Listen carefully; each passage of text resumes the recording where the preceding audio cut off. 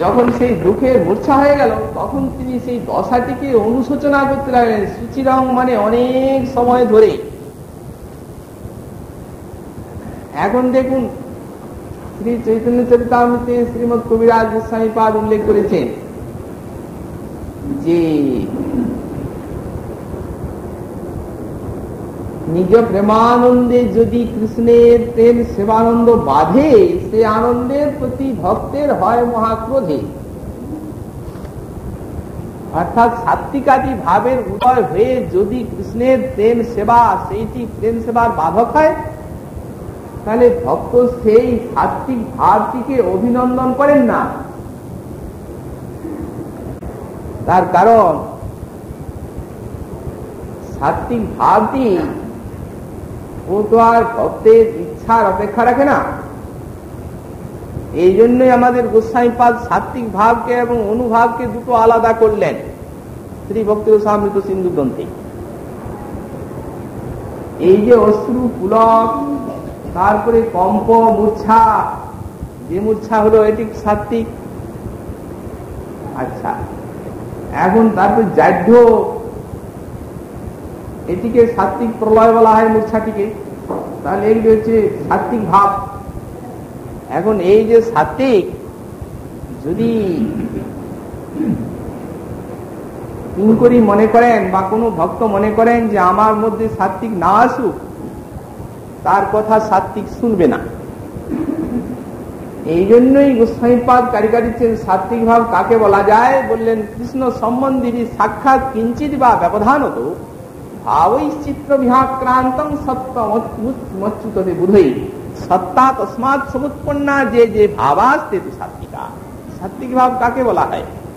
বললেন কৃষ্ণ সম্বন্ধী সাক্ষাৎ কিঞ্চিত বা ব্যবধান হতো, ভগবান বিষয়ক সাক্ষাৎ ভাবে বা কিঞ্চিত ব্যবধানে, অর্থাৎ মুখারতি বা গৌণারতির দ্বারা যখন চিত্তটি আক্রান্ত হয় ভক্তের, তখন সেই চিত্তটিকে সত্য বলা হয়।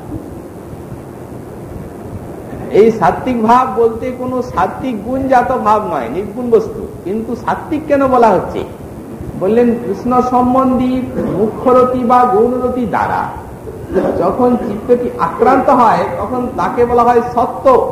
সত্তা তস্মাৎ সমুৎপন্না যে ভাবা, অর্থাৎ সেই সত্যের থেকে যে ভাবটি প্রকাশিত হয়, তখন তাকে বলা হয় সাত্বিক। এটি মানে ইচ্ছাপূর্বক, সাত্বিকটি এলে ইচ্ছাপূর্বক ভক্ত সেটিকে রোধ করতে পারেন না। তাহলে মনে করুন অশ্রু পুলক কম্প ইত্যাদিও সাত্বিক, সত্যের থেকে উঠছে। আর তারপরে নৃত্য বিলুঠন গীত রোশন ইত্যাদিও সত্যের থেকে উঠছে। কিন্তু অশ্রু পুলক আটটা ভাবকে বললেন সাত্বিক, আর নৃত্য গীত বিলুঠন এগুলিকে অনুভাব বললেন কেন? এটা একটা প্রশ্ন হবে, ভাগ কেন করলেন? তত্ত্বটা যদি সংক্ষেপে হয় তাহলে তত্ত্বটিকে তো গোস্বামীপাদ বাড়াবেন না, কারণ তারা হচ্ছেন পরম বাগ্মী। যেটি সংক্ষেপে তত্ত্বটা হবে সেটাকে বাড়াতে যাবেন কেন? তাহলে যদি সত্যের থেকে নিত্য বিলুঠন যেগুলি ভক্তের, কেউ ভূমি লুণ্ঠিত হচ্ছেন, নিত্য ইত্যাদি করছেন, সেটিও সাত্বিকই তো, সত্যের থেকে উঠছে। তাহলে সেটিকে অনুভাবের অন্তর্গত করে আর অশ্রুপুলক ইত্যাদি আটটিকে সাত্বিকের অন্তর্ভুক্ত কেন করলেন? তার কারণ হচ্ছে যে দেখুন এই যে সাত্বিক আটটি আছে, এইগুলি হচ্ছে যাদৃচ্ছিক, অর্থাৎ এইগুলি তার বুদ্ধিকে অপেক্ষা না করেই প্রকাশিত হবে। তিনি যদি বলেন এখন মূর্ছা না হোক, মূর্ছা মানবে না, এসে যাবে। কিন্তু ওই যে নিত্য বিলুঠন ইত্যাদি ওগুলি বুদ্ধিপূর্বক হবে, মানে তিনি বুদ্ধিপূর্বক মনে করবেন যে আমি আনন্দে উৎফুল্ল হয়ে এক নাচি হরিনাম গান করে। অতএব নিত্য বিলুঠন আদি বুদ্ধিপূর্বক হবে, কিন্তু সাত্বিকটা বুদ্ধিপূর্বক হবে না। এই জন্যই দুটিকে ভাগ করে দেওয়া হলো, সাত্বিক এবং অনুভাব করে। আমাদের গোস্বামীপাদ তিনি যদি ভক্তি রসামৃত সিন্ধু গ্রন্থ না করতেন, তো এই সমস্ত রসের যে ভিতরের কথা এই কারো বুঝার উপায় ছিল না। এই জন্যই তিনি সকলকে বুঝিয়ে দিয়েছেন ভক্তি রসামৃত সিন্ধু গ্রন্থে। বস্তুত অশ্রুপুলক দেখলেই বলছেন সেটিকে সাত্বিক বলে মনে করা ভুল। যদি আমরা হরিনাম গানে এবং হরিকথায় বা অন্য ভগবত চর্চায় যদি অশ্রুপুলক দেখি, অশ্রুপুলক কারো দেখলেই যে আমরা মনে করবো এটি সাত্বিক, সেটি ভুল হবে। গোস্বামী পাদ বলছেন, দেখুন এমনও কতগুলি চিত্ত আছে বিপুল ভাবের প্রকাশ হচ্ছে, কিন্তু চিত্তটা এত গম্ভীর, বস্তুত কোনো সাত্বিক বাইরে দেখা যাচ্ছে না, কিন্তু ভাবের বিপুল চিত্তে উদয় হচ্ছে। যেমন দৃষ্টান্ত দিচ্ছেন, বললেন যেমন একটা সমুদ্রে যদি একটা পাহাড় পড়ে তাহলে সমুদ্র একটু আলোড়িত হয় না, দেখা যায় না, আর যদি একটা ডোবাতে একটা পাথর পড়ে তো ডোবাটা আলোড়িত হয়ে যায়। তেমনি যাদের চিত্ত তরল হালকা, তাদের যদি একটু ভাব এসে যায় তখন সাত্বিকাদি প্রকাশ হয়। আর বললেন যাদের চিত্ত খুব গম্ভীর, তাদের ভিতরে যদি একটা পাহাড় পড়ে তথাপি সে তাতে বাহিরে কিছু তেমন দেখা যায় না। কিন্তু আবার বললেন গম্ভীর চিত্তে তাহলে কি সাত্বিক প্রকাশিত হয় না? হয়। একটা পাহাড় যদি পড়ে তাহলে সমুদ্রকে চঞ্চল হতে দেখা যায় না, কিন্তু যখন পূর্ণিমার চাঁদের উদয় হয় তখন কিন্তু সমুদ্র তার বিশাল বিকার সহ্য করতে পারে না। মহাপ্রভুর থেকে এত গম্ভীর চিত্ত আর কার আছে, যিনি রাধারানীর ভাব অঙ্গীকার করেছেন। কিন্তু অষ্ট সাত্বিক ভাবোদয় হয় সমকাল, এককালে সুদীপ্ত সাত্বিক প্রবল ভাবে, অর্থাৎ যেখানে ভাবের অত্যন্ত সুন্দর সমাহার, সেই জায়গায় আর ধৈর্য ধারণ করা যায় না। গোস্বামী পাদ বলেন সাধকের পক্ষে আমাদের এটি জেনে রাখতে হবে যে এই অশ্রুপুলক আদি যে প্রকৃত কৃষ্ণ ভাব বা সাত্বিক তা নয়। বললেন যখন রতি আসে আমাদের, তখন এই অসাধারণ কতগুলি ভাব আছে সেইগুলির দিকে লক্ষ্য রাখবেন সাধক, ওগুলি এলো কিনা চিত্তে। শান্তি রব্বর্থকালত্তং বিরক্তির মানশূন্যতা আশাবন্ধ সমুৎকণ্ঠা নাম গানে সদারুচি আসক্তি স্তদ গুণাখ্যানে প্রীতি স্তদ বসতি স্থলে নিত্যানুভাবাদ সূর্যাত ভাবাঙ্কুরে জনে। যাদের ভাবের অঙ্কুর মাত্র জাত হয়েছে তাদের দেহ মনে এই 9টি অনুভাব দেখা দেবে। কি বলেন? খান্তি, অক্ষোভ, ক্ষোভের কারণ হয়েছে, সন্তান বিয়োগ হয়েছে, নিশ্চয়ই ক্ষোভ হবে, কিন্তু তথাপি সে ক্ষোভটা ভক্তের চিত্তে বেশিক্ষণ দাঁড়াতে পারবে না। ভক্তের চিত্তে বেশিক্ষণ তিনি হরিস্মরণের দ্বারা সে ক্ষোভটিকে হৃদয়ের থেকে বিদূরিত করবেন। আর যারা সেইরূপ অতি সিদ্ধ আছেন, নিত্য সিদ্ধ আছেন, তাদের তো বলারই কথা নাই। শ্রীবাস পণ্ডিতের পুত্র বিয়োগ হয়েছে আর মহাপ্রভুর সঙ্গে এসে পরমানন্দে বেশি আনন্দে নাচছেন। ঘরে বলে দিয়েছেন যে এখন প্রভু নৃত্য করছেন প্রেমানন্দে, এই সময় যদি তোমরা কাঁদো তাহলে কিন্তু আমি কান্না শুনলেই গঙ্গায় ঝাঁপ দেব। এমন স্ত্রীগণ ভীত হয়ে আছেন, কেউ আর কাঁদছেন না, আর তিনি পরমানন্দে নৃত্য করছেন। এখন মহাপ্রভু অন্তর্যামী, তিনি বুঝেছেন ভক্তগণকে, বুঝছেন পাছে আজ কিছু পণ্ডিতের ঘরে দুঃখ হয়েছে, আমি যে আনন্দ পাচ্ছি না। তখন ভক্তগণ ধীরে ধীরে জানালেন প্রভু পণ্ডিতের পুত্র বিয়োগ হয়েছে। তখন এমন ভাবে কাঁদতে লাগলেন, ওহো এত বড় ভক্ত আমার পুত্র বিয়োগ হয়েছে আমার ট্রেনে, তাও জানলো না, আরো বেশি উল্লাসে নাচছে। হতে পুত্র শোক না জানিল যে মোর প্রেমে, হেন সব সঙ্গময়ী ছাড়িব কেমনে। ওই যে সন্ন্যাস করবেন, এটা ভাবিতে সন্ন্যাস করবেন, হেন সব সঙ্গময়ী ছাড়িব কেমনে বলে কাঁদতে লাগলেন। শ্রীবাস তোমার পুত্র শোক হলো, তোমার চিত্তে কোনো ক্ষোভ নেই। শ্রীবাস কহেন প্রভু মোর কিবা দুঃখ, যার ঘরে সুপ্রসন্ন তোমার শ্রীমুখ। আমার আর কি দুঃখ আছে, যেখানে তোমার শ্রীমুখ প্রসন্ন সেখানে আমার আর ঘরে কি দুঃখ আছে।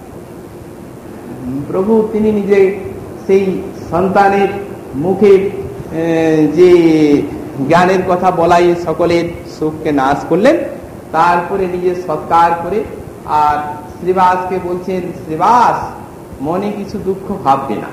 দেখো একটা সন্তান তো গেল, কিন্তু দুটো সন্তান পেল, একটা যায় ওতে যাক। একটা সন্তান গেল, দুটো পেলে, তো একটা সন্তান গেল দুটো পেলে মানে বলেন আজ থেকে আমি আর নিত্যানন্দ নন্দন তোমার।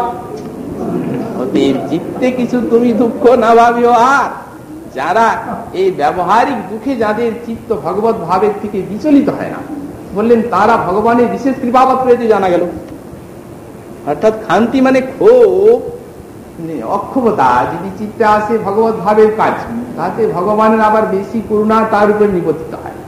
পুত্র শোক হয়েছে, দেহ ব্যাধি ইত্যাদি হয়েছে, দুঃখ হবেই, কিন্তু হরিস্মরণের দ্বারা দুঃখটিকে তিনি বিদূরিত করেন। অব্যর্থ কালোত্তম, অর্থাৎ নিশিদিন একটা না একটা ভজনাঙ্গ নিয়ে আছেন, স্মরণ, চিন্তন, শ্রবণ, কীর্তন ইত্যাদি একটা না একটা ভজনাঙ্গ নিয়ে আছেন, তার কোনো কাল একটু ব্যর্থ যায় না। বিরক্তি অর্থাৎ বিষয়েতে অরুচি আপনা আপনি এসে দেখা দেয়। যেমন কোনো অমেধ্য পড়ে আছে, সেই অমেধ্য বস্তুটাতে আমাদের কল্পনা করে ইচ্ছাপূর্বক তাতে কোনো অরুচি আনতে হয় না। অমেধ্য বস্তুকে দেখলেই যেমন একটা অরুচি উদিত হয়, তেমনি যারা ভাব লাভ করেছেন তাদের বিষয়ে আপনা আপনি সেই রূপ একটা ঘৃণার ভাব এসে উদিত হয়। এই হচ্ছে বিরক্তি। বিরক্তির ইন্দ্রিয়ার্থানাং সাজর ওরচকতাসম। মান শূন্যতা অর্থাৎ তিনি অমানী মানত হয়ে থাকেন, অন্যকে মান দেন, নিজে অমানী হয়ে যান। আশাবন্ধ, ভগবানকে যে পাবেন এই একটা আশাবন্ধ হৃদয়ে এসে উদিত হয়। সমুৎকণ্ঠা, স্থির থাকতে পারেন না, কবে পাবেন এই জন্য সব সময় উৎকণ্ঠা চিত্তে জাগরিত হয়। নাম গানে সদা রুচি, সবসময় নাম গানে তার রুচি এসে উদিত হয়। আসক্তি স্তোত গুণাখ্যানি, ভগবত কথা অত্যন্ত আস্বাদনের সহিত তিনি শ্রবণ কীর্তন করেন। আর প্রীতি তদ্বসতি স্থলে ব্রজধামে তার প্রীতি দেখা দেয়। অর্থাৎ এই 9টি অনুভাব, সাধারণ অনুভাব যখন আসে তখন জানতে হবে রতির অঙ্কুর হয়েছে। তখন অশ্রুপুলকারী 7টি বিকারগুলি প্রকাশিত হয়, চিত্ত কৃষ্ণ ভাব কর্তৃক আক্রান্ত হয়। কতগুলি এমনও আছে যে হয়তো কেহ কেহ অশ্রুপুলকারীর অভ্যাস করেন, গোস্বামী পাদগণ বলছেন সেগুলি কিছু নয়। অর্থাৎ যাদের ভক্তির সঙ্গে কোনো সম্পর্কই নেই, বা ভক্তি কি, কেমন ভজন তাই জানেন না, অথচ মানে পিচ্ছিল চিত্তে অশ্রুপুলকারী দেখা দেয়, সেগুলি সাত্বিক বলা যায় না। যেহেতু সাত্বিক যখন প্রচুর ভাব নিবিষ্ট হয় তখন এমন ভাবে এসে উদিত হয় যে ভক্তের কথা শুনে না। এখন সেইখানে আমাদের শ্রী গোস্বামী পাদ দিচ্ছেন একটি দৃষ্টান্ত, দারুকের দৃষ্টান্ত। দারুক তিনি দ্বারকানাথের বেজন করছিলেন, তারপরে সহসা দ্বারকানাথের সৌন্দর্য দেখে যখন স্তম্ভভাব এলো তখন হাতের থেকে বেজনীটা পড়ে গেল। যখন হাতের থেকে বেজনীটা তার পড়ে গেল তখন দারুক আর সেবা করতে পারলেন না, বাতাসটা করতে পারলেন না। তখন তিনি সেই যে ভাবটিকে অভিনন্দন করলেন না, দারুক এটি না আসলেই ভালো ছিল। গোস্বামীপাদ বললেন সেই নিজ প্রেমানন্দে যদি ভক্তের প্রেম সেবানন্দ, কৃষ্ণের প্রেম সেবানন্দ বাঁধে, সে আনন্দের প্রতি ভক্তের হয় মহাক্রোধী। কিন্তু আনন্দের প্রতি ক্রোধটা হচ্ছে না। আনন্দের প্রতি কি ক্রোধ হয়? আনন্দের প্রতি ক্রোধ হলে তো প্রেমানন্দের পুরুষার্থতাই থাকে না। ক্রোধটা আনন্দের প্রতি নয়, আনন্দের প্রতি ক্রোধ বলে উপচার করা হচ্ছে। মোট কথা ওই যে জড়তা ভাব, সেইটির প্রতি ক্রোধ। তো এখানেও গোস্বামীপাদ যে অনুশোচে শব্দ দিয়েছেন, শোচনা করছেন, এটি ওই যে তার দুঃখের সিন্ধুতে তার নিপতিত হলেন তিনি, তা তো হবেই। কারণ রাধারানী সুখে সুখী, এরা রাধারানীর দুঃখে দুঃখী। আর রাধারানীকে মোহগ্রস্তা দর্শন করে তিনি তার মূর্ছাটা এলো, অতএব সেই মূর্ছাটা তো হবেই, এটি স্বাভাবিক। যেহেতু মূর্ছাটার জন্য অনুশোচনা করছেন না, তিনি অনুশোচনা করছেন যে দুঃখটার জন্য অনুশোচনা করছেন না। দুঃখ যে মূর্ছা আনলো, দুঃখ তো হবেই, দুঃখটির জন্য অনুশোচনা নয়। এখানে দুঃখটা তার পুরুষার্থ। তার কারণ রাধারানী যদি দুঃখিত হন আর কিঙ্করের মধ্যে যদি দুঃখ না জাগে, তাহলে যে ভক্তি বা প্রেম আছে এটি কিরূপে বোঝা যায়?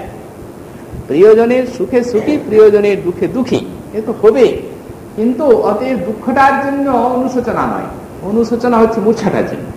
দুঃখটা এত বেশি হলো যে মূর্ছা এলো। যখন মূর্ছা এলো তখন রাধারানীকে আর সান্ত্বনা করতে পারলেন না।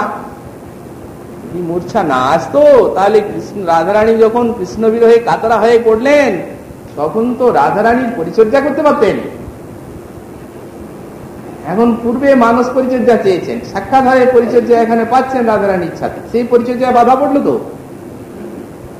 আর এই পরিচর্যাটি হচ্ছে এখানে বিশেষ উল্লেখযোগ্য পরিচর্যা, এটির নাম হচ্ছে প্রসঙ্গ রূপা সেবা। আমাদের শ্রীমৎ জীব গোস্বামী পাদ বললেন পরিচর্যা দুই প্রকার, একটি হচ্ছে প্রসঙ্গরূপা পরিচর্যা, আর একটি হচ্ছে একটি হচ্ছে সেবা, সাক্ষাৎ সেবার পরিচর্যা, একটা প্রসঙ্গ রূপা সেবা আর পরিচর্যারূপ সেবা।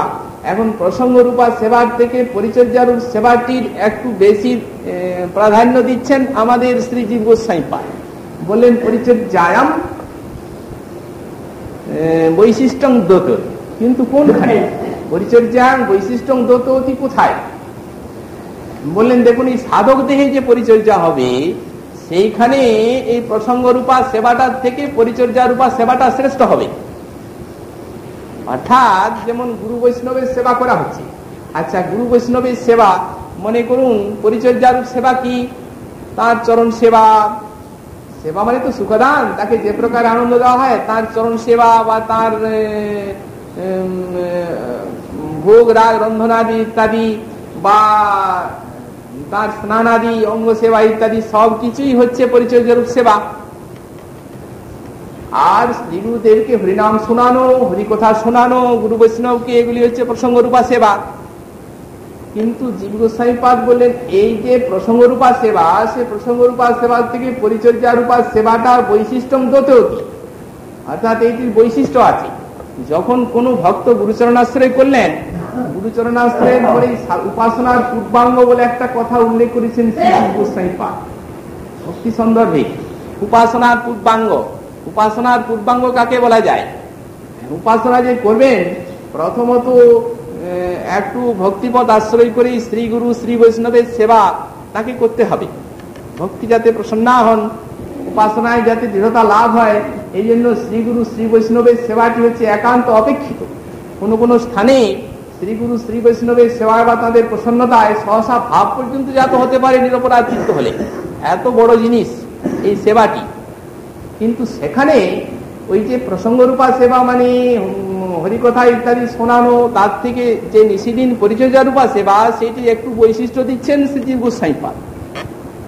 কিন্তু যেখানে রাধারানীর সাক্ষাৎ মানস সেবা হবে মঞ্জুরি স্বরূপে, সেখানে কিন্তু প্রসঙ্গরূপা সেবাটিরই প্রাধান্য আছে। তার কারণ ওই যে জল দান, তাম্বুল দান, রাধারানীকে বিজন করা, যুগল কিশোরকে, এর থেকে বিরহ মূর্ছিতা শ্রী রাধা, তাকে কৃষ্ণ কথা শুনিয়ে প্রাণটিকে রক্ষা করা, এটি কত বড়। অর্থাৎ রাধারানী সেবায় অভিসারে যেতে পারছেন না, তখন তাকে আশ্বাস দিয়ে তার মধ্যে ধৈর্য আনয়ন করে কৃষ্ণ কথা বলে আর তাকে কৃষ্ণের নিকটে নিয়ে যাওয়া হচ্ছে। অতএব এটি কত বড় শ্রী রাধারানীর প্রসন্নতা। যেহেতু যখন সাক্ষাৎ সাধক দেহে যখন সেবা করা হবে, তখন বুঝতে হবে যে এই পরিচর্যারূপা সেবার থেকে, প্রসঙ্গরূপা সেবার থেকে পরিচর্যারূপা সেবার বৈশিষ্ট্য আছে, কিন্তু যখন মঞ্জুরি স্বরূপে সাক্ষাৎ সেবা করা হবে তখন বুঝতে হবে প্রসঙ্গরূপা সেবার প্রাধান্য আছে। আর সেখানে পরিচর্যা সেবাটা প্রসঙ্গরূপা সেবাকে ছাড়ে না। এটা প্রসঙ্গরূপা সেবাটা করতে পারলেন না, পরিচর্যা তো করছিলেন কিন্তু প্রসঙ্গরূপা সেবাটা করতে পারলেন না। অর্থাৎ রাধারানী যখন মূর্ছিত হয়ে গেলেন, তখন তার মূর্ছা না হলে কৃষ্ণ কথা বলে তাকে সান্ত্বনা দিতেন, কিন্তু তা তো হলো না। যখন হলো না, তখন সুচিরং অনুশোচনা করতে লাগলেন। তাহলে কি ভাবটা দারুকের মতোই হলো? এখানে একটা প্রশ্ন জাগবে। দারুক হচ্ছেন ঐশ্বর্য গানের ভক্ত, দারুকের দৃষ্টান্ত দেওয়া হয়েছে। তো এখন চৈতন্য চরিতামৃতে দারুক হচ্ছেন ঐশ্বর্য ধামের ঐশ্বর্য জ্ঞানের ভক্ত, আর ইনি হচ্ছেন মাধুর্যের ধাম বৃন্দাবনে, যেখানে সকলের সেরা রাধারানীর কিঙ্করী ভাব, সেইখানের ভক্ত। যেহেতু দারুকের সঙ্গে কি বিষয়টা এক হলো? ওনার হস্ত স্তম্ভিত হলো, সেবা করতে পারলেন না, সেটিকে অভিনন্দন করলেন না। আর ইনিও মূর্ছিত হয়ে গেলেন, এই জন্য সেবা করতে পারলেন না, প্রসঙ্গরূপা সেবা, এই জন্য অনেকক্ষণ অনুশোচনা করলেন সেই বিষয়টি। ও যদি মূর্ছা না হতো তাহলে আমার ঈশ্বরীর সেবা হতো। তাহলে কি দুইটি একই স্তরের? তা নয়, ভিতরে খুব যথেষ্ট ভেদ আছে। বাহিরে যদিও একরকম দেখা যাচ্ছে, দারুকের কথাটার সঙ্গে এর কথাটা যদিও একই রকম দেখা যাচ্ছে, বোঝা যাচ্ছে, কিন্তু ভিতরে এর যথেষ্ট ভেদ। দেখুন, ব্যাপার হচ্ছে যে আমাদের শ্রী বিলাপ পুষ্পাঞ্জলিতে প্রথমেই গোস্বামী পাদ বলছেন, তং রূপ মঞ্জরি সখী পতিতাস পরেস্মিন পুংস পরেশ্ব বদনং নহি পশ্যসীতি বিম্বাধরি কতমনাগত ভট্টিকায়া যত্তে বেধায় কিং তৎ সুখপুঙ্গবেন। রাধা গোবিন্দের মিলন বিহার হচ্ছে, সেই বিলাসের ক্ষেত্রে শ্রী গোবিন্দ রাধারানীর অধরে দশন ক্ষত অঙ্কন করে দিয়েছেন। রূপমঞ্জুরি শিল্লাটা দেখছেন, দেখতে দেখতে এত ভাব তাদাত্ম্য আছে রাধারানীর অঙ্গের সঙ্গে এদের অঙ্গে। সখীগণের ভিতরে যা নাই, রাধারানীর শ্রীঅঙ্গের সঙ্গে এদের অঙ্গের এত ভাব তাদাত্ম্য আছে যে ওই যে কৃষ্ণ যখন রাধারানীর অধরে দশন ক্ষত অঙ্কন করে দিচ্ছেন, তখন সেই ক্ষতটি রূপমঞ্জরীর অধরে এসে অঙ্কিত হচ্ছে তার অননুসন্ধানে। তিনি জানেনও না, তিনি বুঝতেও পারছেন না, কিন্তু এত ভাব তাদাত্ম্য আছে এখানে যে সেটি অননুসন্ধানে এসে উদিত হচ্ছে। সেটি দেখেই শ্রী গোস্বামী পাদ রূপমঞ্জরীকে পরিহাস করে সেই কথাটি বলছেন, অর্থাৎ সরস মঙ্গলাচরণ করছেন এর দ্বারা। যেহেতু এক প্রাণতা, এক প্রাণ, এক দেহ, সবে রাধাতন্ত্র এরা, যেহেতু রাধারানী যখন মোহদশাটি এলো তখন এর মূর্ছা দশা আসাই স্বাভাবিক। তার কারণ আমাদের গোস্বামী পাদ লিখেছেন, পতত্বস্ত্রে শাস্ত্রা ভবতি পুলকে জাত পুলকা স্মিতে ভাতি স্মেরা মলিমণি জাতি সুমলিনা। কতগুলি ভাব উল্লেখ করেছেন। পতত্বস্ত্রে শাস্ত্রা ভবতি, অর্থাৎ কিঙ্কুরি এমন রাধারানী যে রাধারানী যখন কাঁদতে থাকেন তখন তাদের নয়নে অশ্রু এসে দেখা দেয়। কোথায়? রাধারানীর নিকটে থাকলে রাধারানী যখন কাঁদেন তখন সখীগণেরও অশ্রু দেখা দিবেই। তাহলে মঞ্জুরিগণের কি বৈশিষ্ট্য আছে? সখীগণেরও অশ্রু দেখা দেয় আর মঞ্জুরিগণের অশ্রু দেখা দেয়। তাহলে বৈশিষ্ট্যটা কি? বললেন নিকটে না থাকলেও এদের অশ্রু আপনি দেখা দেয়। হয়তো রাধারানী হয়তো যমুনার তটে কুঞ্জে বসে বসে কাঁদছেন, আর ইনি হয়তো কৃষ্ণকে আনয়নের জন্য গিয়েছেন। রাধারানীকে দেখতে পাচ্ছেন না যে রাধারানীর কি অবস্থা, কিন্তু তার নয়নে যখন অশ্রু পড়ছে তখন দূরে থাকলেও না দেখলেও এর নয়নে অশ্রু পড়ছে। পতত্বস্যে শাস্ত্রা ভবতি, না দেখুন না দেখলেও পড়ছে। তার কারণ ভাব তাদাত্ম্যটা এত বেশি কিঙ্করীর সঙ্গে।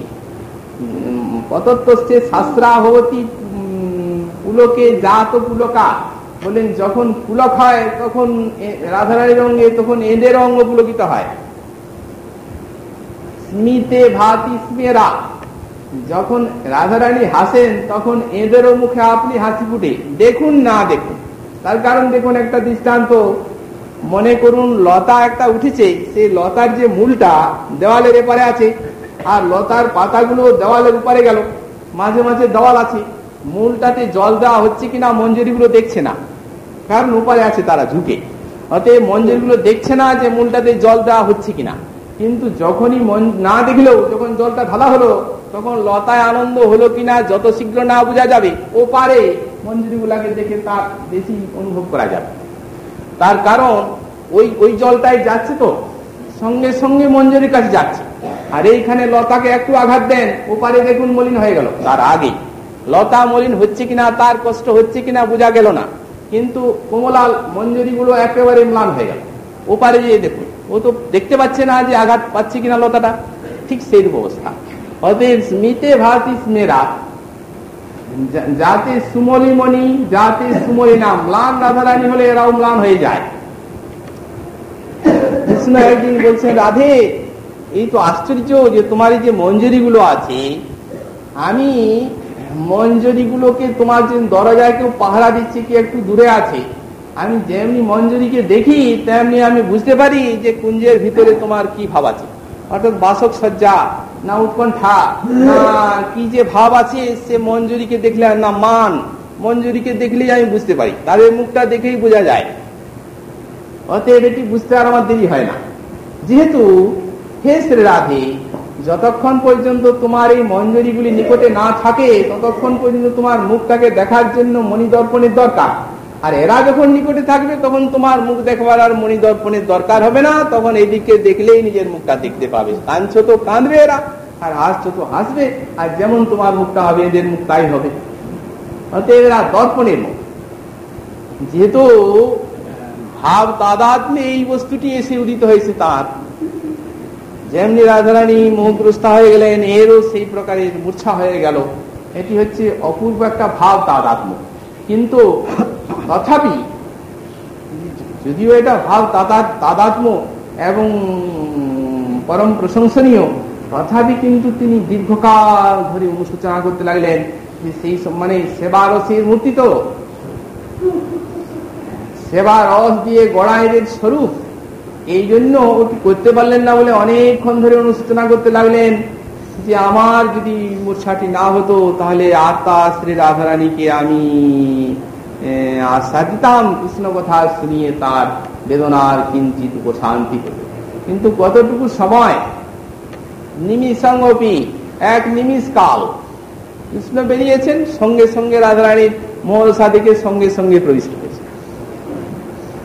তারপরে যখন স্ফূর্তির বিরাম হয়ে গেল তখন কাঁদতে লাগলেন, হা রাধে, এমন সৌভাগ্য আমার কবে হবে যেদিন কুঞ্জে তোমাদের মধুর বিলাস হবে এবং সেই ললিতানঙ্গ কলয়া খেলায় যখন শ্যাম সুন্দর নাগরমণি তোমার সঙ্গে বিহার করবেন, তখন সহসা তোমার বিরহ মাধুরী দেখার জন্য তিনি উঠে বের হয়ে যাবেন।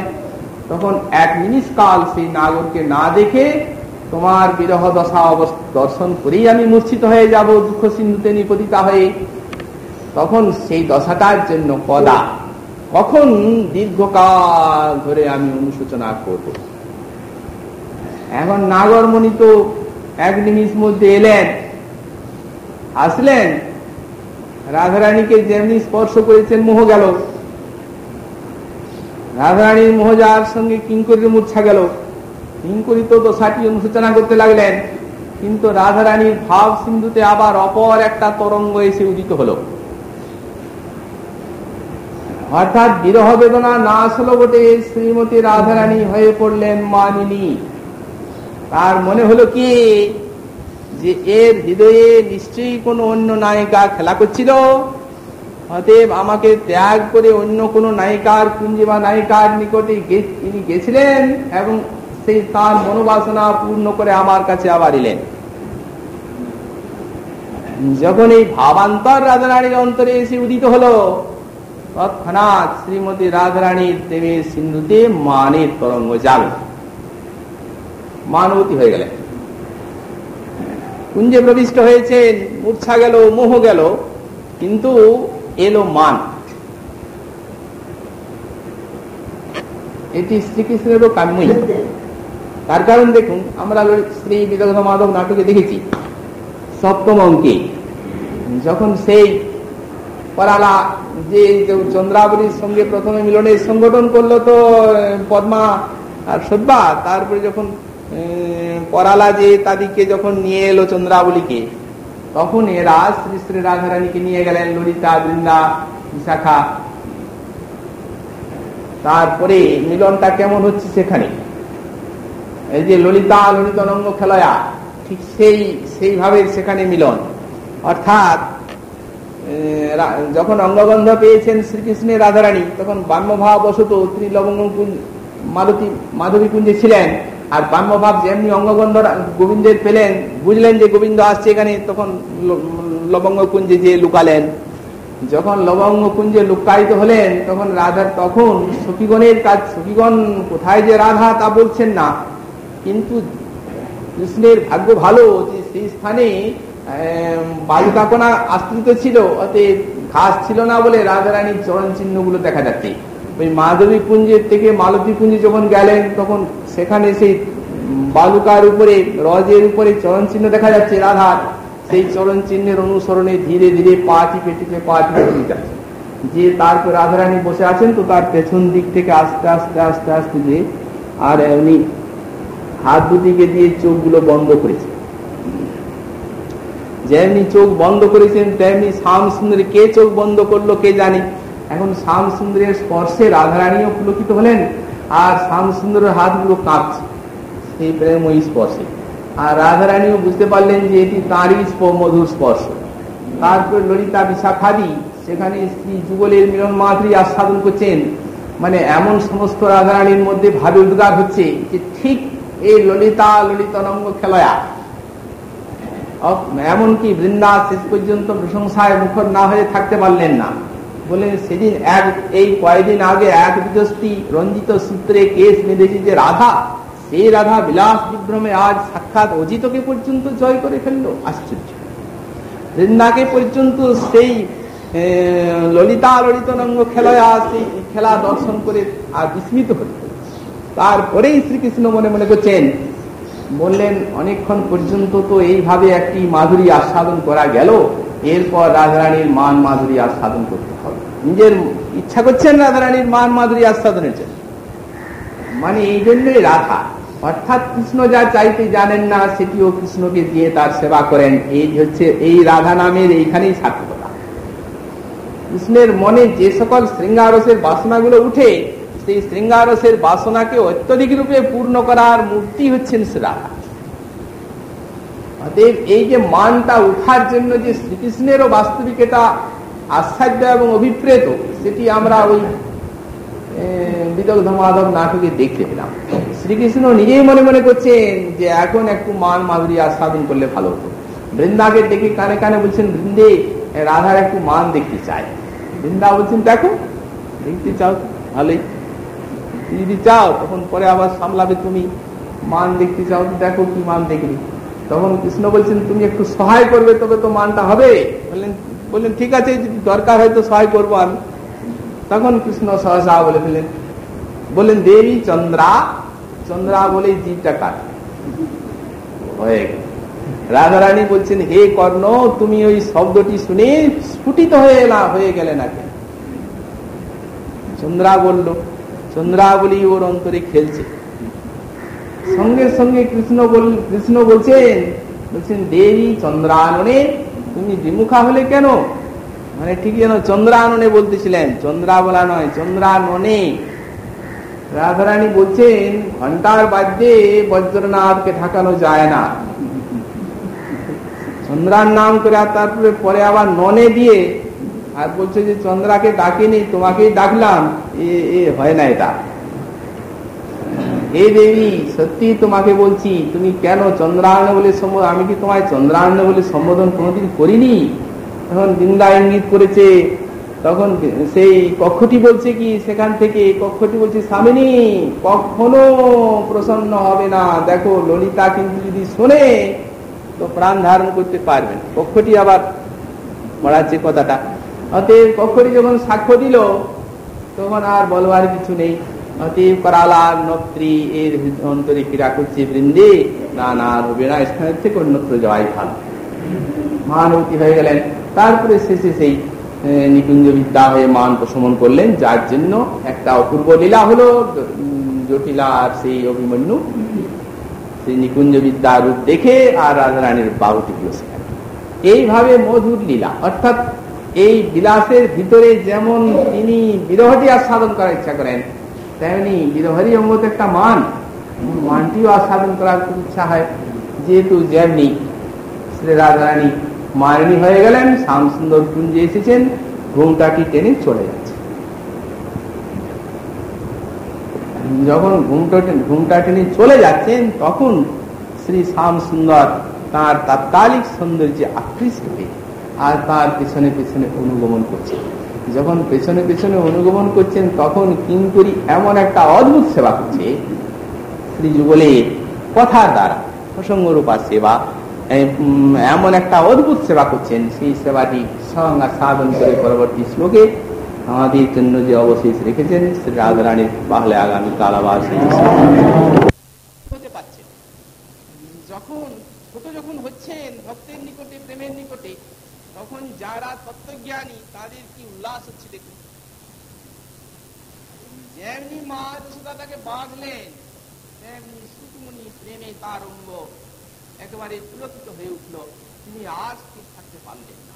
তার কারণ অনন্ত কোটি ব্রহ্মাণ্ডের অধিপতি যিনি প্রেমিক ভক্ত, তাকে প্রেম রজ্জুতে হৃদয়ে বাঁধেন, এটি সকলেরই জানা আছে।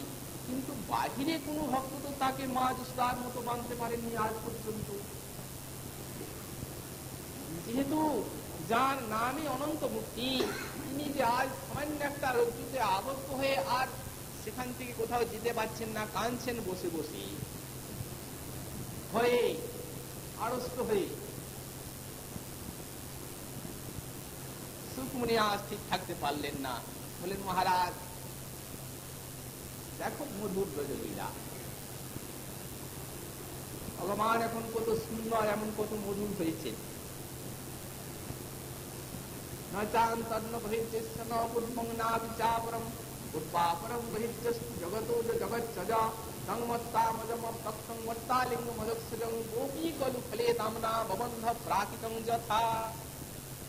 গোপিকা যশোদা তাকে সামান্য নিজের বাল ছেলের মতো তাকে বেঁধে ফেলল, যার অন্তর নেই, বাহির নেই, যার পূর্ব নেই, পর নেই, সমগ্র অনন্ত কোটি ব্রহ্মাণ্ড ভাণ্ডোদর সং ভগবান গোবিন্দ তাকে একটা সামান্য রজ্জুতে নিজের ছেলে মনে করে যশোদা বাঁধলো, আর তিনিও ভয়ে ভীত হয়ে কাঁদছেন। কুন্তী দেবী একটি তত্ত্বজ্ঞান, শ্রীমদ্ ভাগবতে প্রথম স্কন্ধে অষ্টম অধ্যায়ে যখন কুন্তী স্তব আছে, তখন কুন্তী এই কথা বলেছেন, তুমি যশোদার হয়ে যখন কাঁদছিলে, তোমার কজ্জল সেই অশ্রু জলের সঙ্গে ভিজে পড়ছিল, আর যশোদা তোমায় লাঠি দেখাচ্ছিল, ভয়ে তুমি আড়ষ্ট হয়ে যাচ্ছিলে, আর যশোদা বারবার তোমাকে প্রহারের জন্য লাঠি তুলছিল। এই যে তোমার ভাবটি, এই ভাবটি কিন্তু আমাদের মোহিত করে দেয়। উৎপাদনে পিতাগতি বৈদাম যাবৎ যথার্থে কলিল সম্ভ্রমাক্ষম, তোমার যখন নয়নে অশ্রু পড়ছিল, চক্ষু জল সেই কজ্জল হয়ে যাচ্ছিল, তোমার যে অবস্থা সেটি আমাদের ভয়ও যাকে ভয় করে, কালও যাকে ভয় করে, তুমি সেখানে ভীত। শ্রীমৎ জীব গোস্বামীপাদ বলেন, কেউ যেন মনে না করেন ভগবান তিনি ভক্তের সঙ্গে খেলা করছেন, অতএব এটি তার অনুকরণ মাত্র। অনুকরণটা মন্দমতি রাম ব্যাখ্যা, অনুকরণটি মন্দমতি মনের ব্যাখ্যা। যারা মন্দমতি ভক্তির কোন মহিমা জানে না, তারাই বলে যে এটি ভগবান অনুকরণ করছেন। ভগবান কি কানতে পারেন? তার ভয় আছে? মায়ের কাছে অনুকরণ করছেন একটা, বলেন অনুকরণ বলাটি মন্দমতিদের কথা, ভক্ত কখনো বলেন না। এই জন্য কুন্তী দেবী বলেছেন, সাধি যদি সত্যা ন ভবতি তদা তস্যা মোহপি ন সম্ভবেতি তত্ত্ব। শ্রীমৎ জীব গোস্বামীপাদের ক্রমসন্দর্ভ টিকা বলছেন, সাধি এই যে কৃষ্ণের ভয়টা, সে ভয়টি পরম সত্য। সে ভয় যদি সত্য না হয়, ভয়টি সত্য এবং তার আকাঙ্ক্ষিত, এইটি রস, এইটি মাছ। বলেন সেই ভয় যদি সত্য না হয়, তাহলে কুন্তী দেবীর মোহ কখনোই সম্ভবপর হয় না, কারণ কুন্তী দেবী তত্ত্বজ্ঞানী। তার চোখে ধুলি দেওয়া যায় না, শুকদেবের চোখে ধুলি দিতে পারা যায় না, কারণ তারা হচ্ছেন বড় বড় তত্ত্বজ্ঞানী। মায়া যাদিকে স্পর্শ করে না, তাদেরকে কি অনুকরণে ভুলানো যায়? এই ভয়টা আন্তরিকতায় পূর্ণ, আত্মতায় পূর্ণ, ভিতরের ভয়। তেমনি রাধারানীর ভয়ে তিনি রাধারানী চরণে নিপতিত হয়েছেন, এটি হচ্ছে তাঁর ধার্যতায় পূর্ণ, আন্তরিকতায় পূর্ণ, এটি তিনি ধন্য, এইটিতেই কৃতার্থ। মা যশোদার বন্ধন নিয়ে যত বড় হতে পেরেছিলেন, মা যশোদার বন্ধনটি নিয়ে যত বড় হতে পেরেছিলেন, বলি মহারাজকে বেঁধে অত বড় হয়েছিলেন? বলি মহারাজ কিন্তু বাঁধলেন, তখন বরং ব্রহ্মা তাকে উদাহরণ দিচ্ছেন যে তোমার হাতে, তোমার পায়ে এক পত্র তুলসী, এক গন্ডুল জল দিলে তুমি তাকে আত্মদান করো, আরে তোমাকে সর্বস্ব দিল, তুমি তাকে আবার তার উপরে বাঁধলে, ভালো কাজ করলে না, এটা ভালো কাজ করলে না। অতএব তিনি তাকে বেঁধে এত বড় হয়ে আর এত বড় হতে পারেননি। এই ছোট হয়ে যেমন মা তার বন্ধন স্বীকার করে প্রেমের রাজ্যে যত বড় হতে পেরেছেন, আর একটু যখন বড় হয়ে গেলেন, তখন একদিন খেলা হচ্ছে ভান্ডিরে, বাহ্যবাহক ক্রীড়া, ভান্ডির কোর্টে খেলা হচ্ছে শতাগণের সঙ্গে। তখন দুই ভাই, একটি বলদেবের দল, একটি কৃষ্ণের দল। এখন যে দলটি হেরে যাবে, সেই দলটা দুই পক্ষকে কাঁধে করে আর বহন করে নিয়ে যাবে ভান্ডির পর্যন্ত, আর সেখানে থেকে খেলার স্থানে নিয়ে আসবে। এখন দেখতে দেখতে কৃষ্ণের দলই হেরে গেল। তিনি তো অর্জিত আছেন নিত্যকালে, কিন্তু ভক্তের নিকটে হারাটি তার জয়। তিনি যদি জয়ী হয়ে যান তাহলে রস হবে না।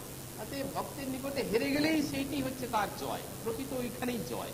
হেরে গেলেন, যেমনি হেরে গেলেন তেমনি শ্রীরাম বলছে, কানাই আমি বলেছিলাম, আমি জানি তুই হারুয়া হারবি, এই জন্য আমি দাদার দিকে হয়েছি, আমি জানি তোকে, এই জন্য তোর দিকে আমি যাই। তুই তো আমাকে তোর দিকে নেওয়ার জন্য বলেছিলি, তো আমি প্রথমেই বললি তুই যে হারুয়া রে হারবি, ওতে দেখালি তো আয়। সুকমুনি সগৌরবে ঘোষণা করছেন, মহারাজ উবাহ ভগবান কৃষ্ণ শ্রীরামানাং পরাজিত।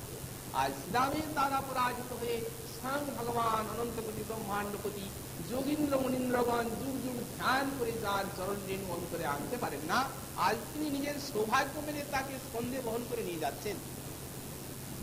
শুধু স্কন্ধে বহন করছেন তাই নয়, সেই দিন আবার এসেছিল প্রলম্বাসু, সেই দিনই এবং সখাগণের সঙ্গে যোগ দিয়ে খেলতে আরম্ভ করেছিল। তারপরে খেলতে খেলতে সে ছিল ঠিক কৃষ্ণের দিকে। এখন বলদেবকে মনে করলো কৃষ্ণের দিকেই থাকা ভালো, আগে বলদেবকে মেরে তারপর মারবেন কৃষ্ণকে। এই জন্য বলদেবকে কাঁধে নিয়ে যাচ্ছে, খুব জোরে যাচ্ছে। ওষুধ তো দেখুন, যে সময় বহন করছেন সেই সময় কিন্তু অসুরের নিকটে সর্বজ্ঞ, মা যশোদার নিকটে অজ্ঞ, সখার নিকটে দুর্বল, রাধারানীর নিকটে একেবারেই ঐক্য, মা যশোদার নিকটে বালক শিশু, অসুরের নিকটে কিন্তু সর্বজ্ঞ। তখনই মনে করছেন ওই যে যেতে হবে, ছুটে যাচ্ছেন। শ্রীরাম সন্ধে আসবে, আরে ধীরে ধীরে ধীরে ধীরে, আমার ভয় পাচ্ছে ভাই বোন, অত যদি ছুটবি না কেনাই, আর যদি এত যদি ছুটতে হয় তাহলে কাজ কর, ওই একজন চলে যাচ্ছে তো, অতএব শ্রীরাম মনে করছে ওর সঙ্গে সঙ্গে যাবে। অত যদি ছুটবি ভাই, তবে এক কাজ কর, শোন, আমার পা দুটাকে তোর বুকের কাছে এনে ভালো করে শক্ত করে দু হাতে ধর, আর আমি তোর মাথাটা ধরে থাকি, তবে তো এত ছুটবি। তখন সঙ্গে সঙ্গে তার পায়ে ঝুলানো ছিল, ওদিকে থেকে টেনে এনে বুকের কাছে ধরে দিচ্ছে। আর আদেশ অনুরূপ সুখদেবের কত উল্লাস, ভক্তবৃন্দের কত উল্লাস, এত ছোট হতে পেরেছেন, প্রেম তাকে এই স্তরে এনেছে। অতএব প্রেমের নিকটে পরাভূত হবেন, তবে তো তার জয় জয়কার। ভগবত্তার তাহলে তার ভগবত্তার জয় জয়কার কোথায়? এমন তিনি বড়ই আছেন। বৈকুণ্ঠে এটি হবে কি? বৈকুণ্ঠে এটি হয় না, হয় না। যদি বৈকুণ্ঠে তো হবেই না, মনে করুন হনুমান সবসময় রামচন্দ্রকে কাঁধে বহন করেন, কিন্তু রামচন্দ্র যদি কোনোদিন বলেন, দেখো হনুমান তুমি অনেক বইলে, আজ আমার তোমাকে বইতে একটু সাথ দিচ্ছি, এসো তো আমার কাঁধে চড়ো, হনুমান পারবেন চড়তে? পারবেন না। ওই প্রেমের সে উপযোগিতা। যখন এই গরু চড়াবার কথা যে সময় বলছেন গোপকুমার বৈকুণ্ঠে, যে ভাগবত নামে দেখা যায়, মানে মধুর গান করছেন, লীলা গাইছেন, ব্রজলীলা নারায়ণের সম্মুখে, প্রভু করুণাময় তুমি বৃন্দাবন কত সুন্দর। এই যে ব্রজে নিজ সমসখার সঙ্গে গৌণ চারণ রঙ্গে তোমার বৃন্দাবনী স্বচ্ছন্দ বিহার, যার বেনু ধৈশুনি খাবর জঙ্গম প্রাণী পুলক পঙ্ক ভূর, ব্রজে তুমি কত সুন্দর। সেই সখাগণের সঙ্গে গোচারণ করতে বৃন্দাবনের বনে বনে, তখন তোমাকে কত সুন্দর দেখা। ঐশ্বর্য ভাবটা গোপকুমারের ভালো লাগছে না, এই জন্য ব্রজমাধুরী বর্ণনা করছে। তখন ঐশ্বর্যের ভক্ত যারা আছেন তারা একদিকে তাকে ডেকে বলছেন, শোনো, এইখানে ভগবানের গরু চড়াবার কথা বলতে নেই। কবে তিনি বৃন্দাবনে গিয়ে গরু চড়াইছেন লীলায়, সেটি এখানে বললে তাকে অপমান করা হয়। এত ঐশ্বর্য আছে, সেগুলো বলতে পারছো না, গরু চড়াই কিন্তু বলা চাই, সেটি তাদেরকে ভালো লাগছে না, তার কারণ ঐশ্বর্য জ্ঞানী তারা। এর জন্য মাধুর্যময় জ্ঞানের দরকার। তো তারপর দেখুন, আরো যখন বড় হয়ে গেলেন, রাজনীতি কি হলো, রাধারানীকে নিয়ে তো চলে গেলেন। এখন রাধারানীকে নিয়ে গেলেন, সেটি কে দেখলো, কে জানে? কেউ তো জানে না, কেউ জানে না। জানে রাধারানীর সখীগণ জানেন, ওরা তো দেখছেন রাধা নাই, ওরা তো দেখছেন রাধা নাই। কত কোটি গোপওয়ালা, কে কাকে দেখে, একটা কোটিকে নিয়ে তিনি চলে যাবেন, সেটি কজন জানবে? কেউ জানে না। মনে করছেন সবাইকে ছেড়ে গেল, কিন্তু একজনকে যে নিয়ে গেলেন সেটি ওই সখীগণ জানেন, তিনি সুকমুনি জানেন, কিন্তু তিনি বললেন না। বলা হবে না ও, কারণ তিনি হচ্ছেন আমার প্রাণের সম্পদ, অর্থাৎ আমার প্রাণের অভিজ্ঞতে রাখা পরম রহস্যময় তত্ত্ব। আমি তার কথা ভাগবতী খুলেই খুলি, সংকল্প ছিল না। শ্লোকের ব্যাখ্যা লিখেছি, বললেন যখন আমি সব অবতারের কথা বললাম, কৃষ্ণ অবতারে এলাম, তখন সবাই জানলো যে কৃষ্ণে আমার প্রীতি বেশি অন্য অবতারের থেকে। আর সব অবতারের ভক্তের থেকে কৃষ্ণ অবতারের যে ভক্ত তাদের উপরে আমার প্রীতি বেশি সবাই জানলো। যখন আমি রাস আরম্ভ করলাম তখন সবাই জানলো আমার কথা শুনেই তারা যে ব্রজে যতগুলো আবার লীলা আছে তার থেকে রাস শ্রেষ্ঠ, এটি এর বেশি আবির্ভাব দেখতে তো বলে। বাল্য এবং মধুর রসের লীলাও শুনলেন সবাই, আর তারপরে বাল্য এবং যৌবনদের কথা শুনলেন। মধুরের যেমনি রাস আরম্ভ হয়েছে তেমনি সুখদেবের ভাব চেহারাই আলাদা হয়ে গেল, আর ভাষাই আলাদা হয়ে গেল। বুঝতে পারছেন, সবাই ধরে ফেলেছে, তার মুখ দেখেই বুঝতে পারছেন যে কিভাবে কথা করবে। এবং ব্রজবাসীগুলোর মধ্যে আমার কারণে যে যাবে সবাই বুঝলো, কিন্তু একজনে যে আমার সবার থেকে অপূর্ণ আবেশ সোহানকুণ্ডের আধার করে ওকে আমি শুনছি, ওর কথা আমি বলছি। সঙ্গে সঙ্গে মনে মনে ভাবছি না, যদি একেবারেই না বলি তাহলে তো জ্ঞান ছিল তা দূর হয়ে যায়। আমি জেনে শুনে বলবো না, এটা কি ঠিক? কিন্তু আমার সংকল্প আমি বলবো না, সখীগণের মুখে বলাবো।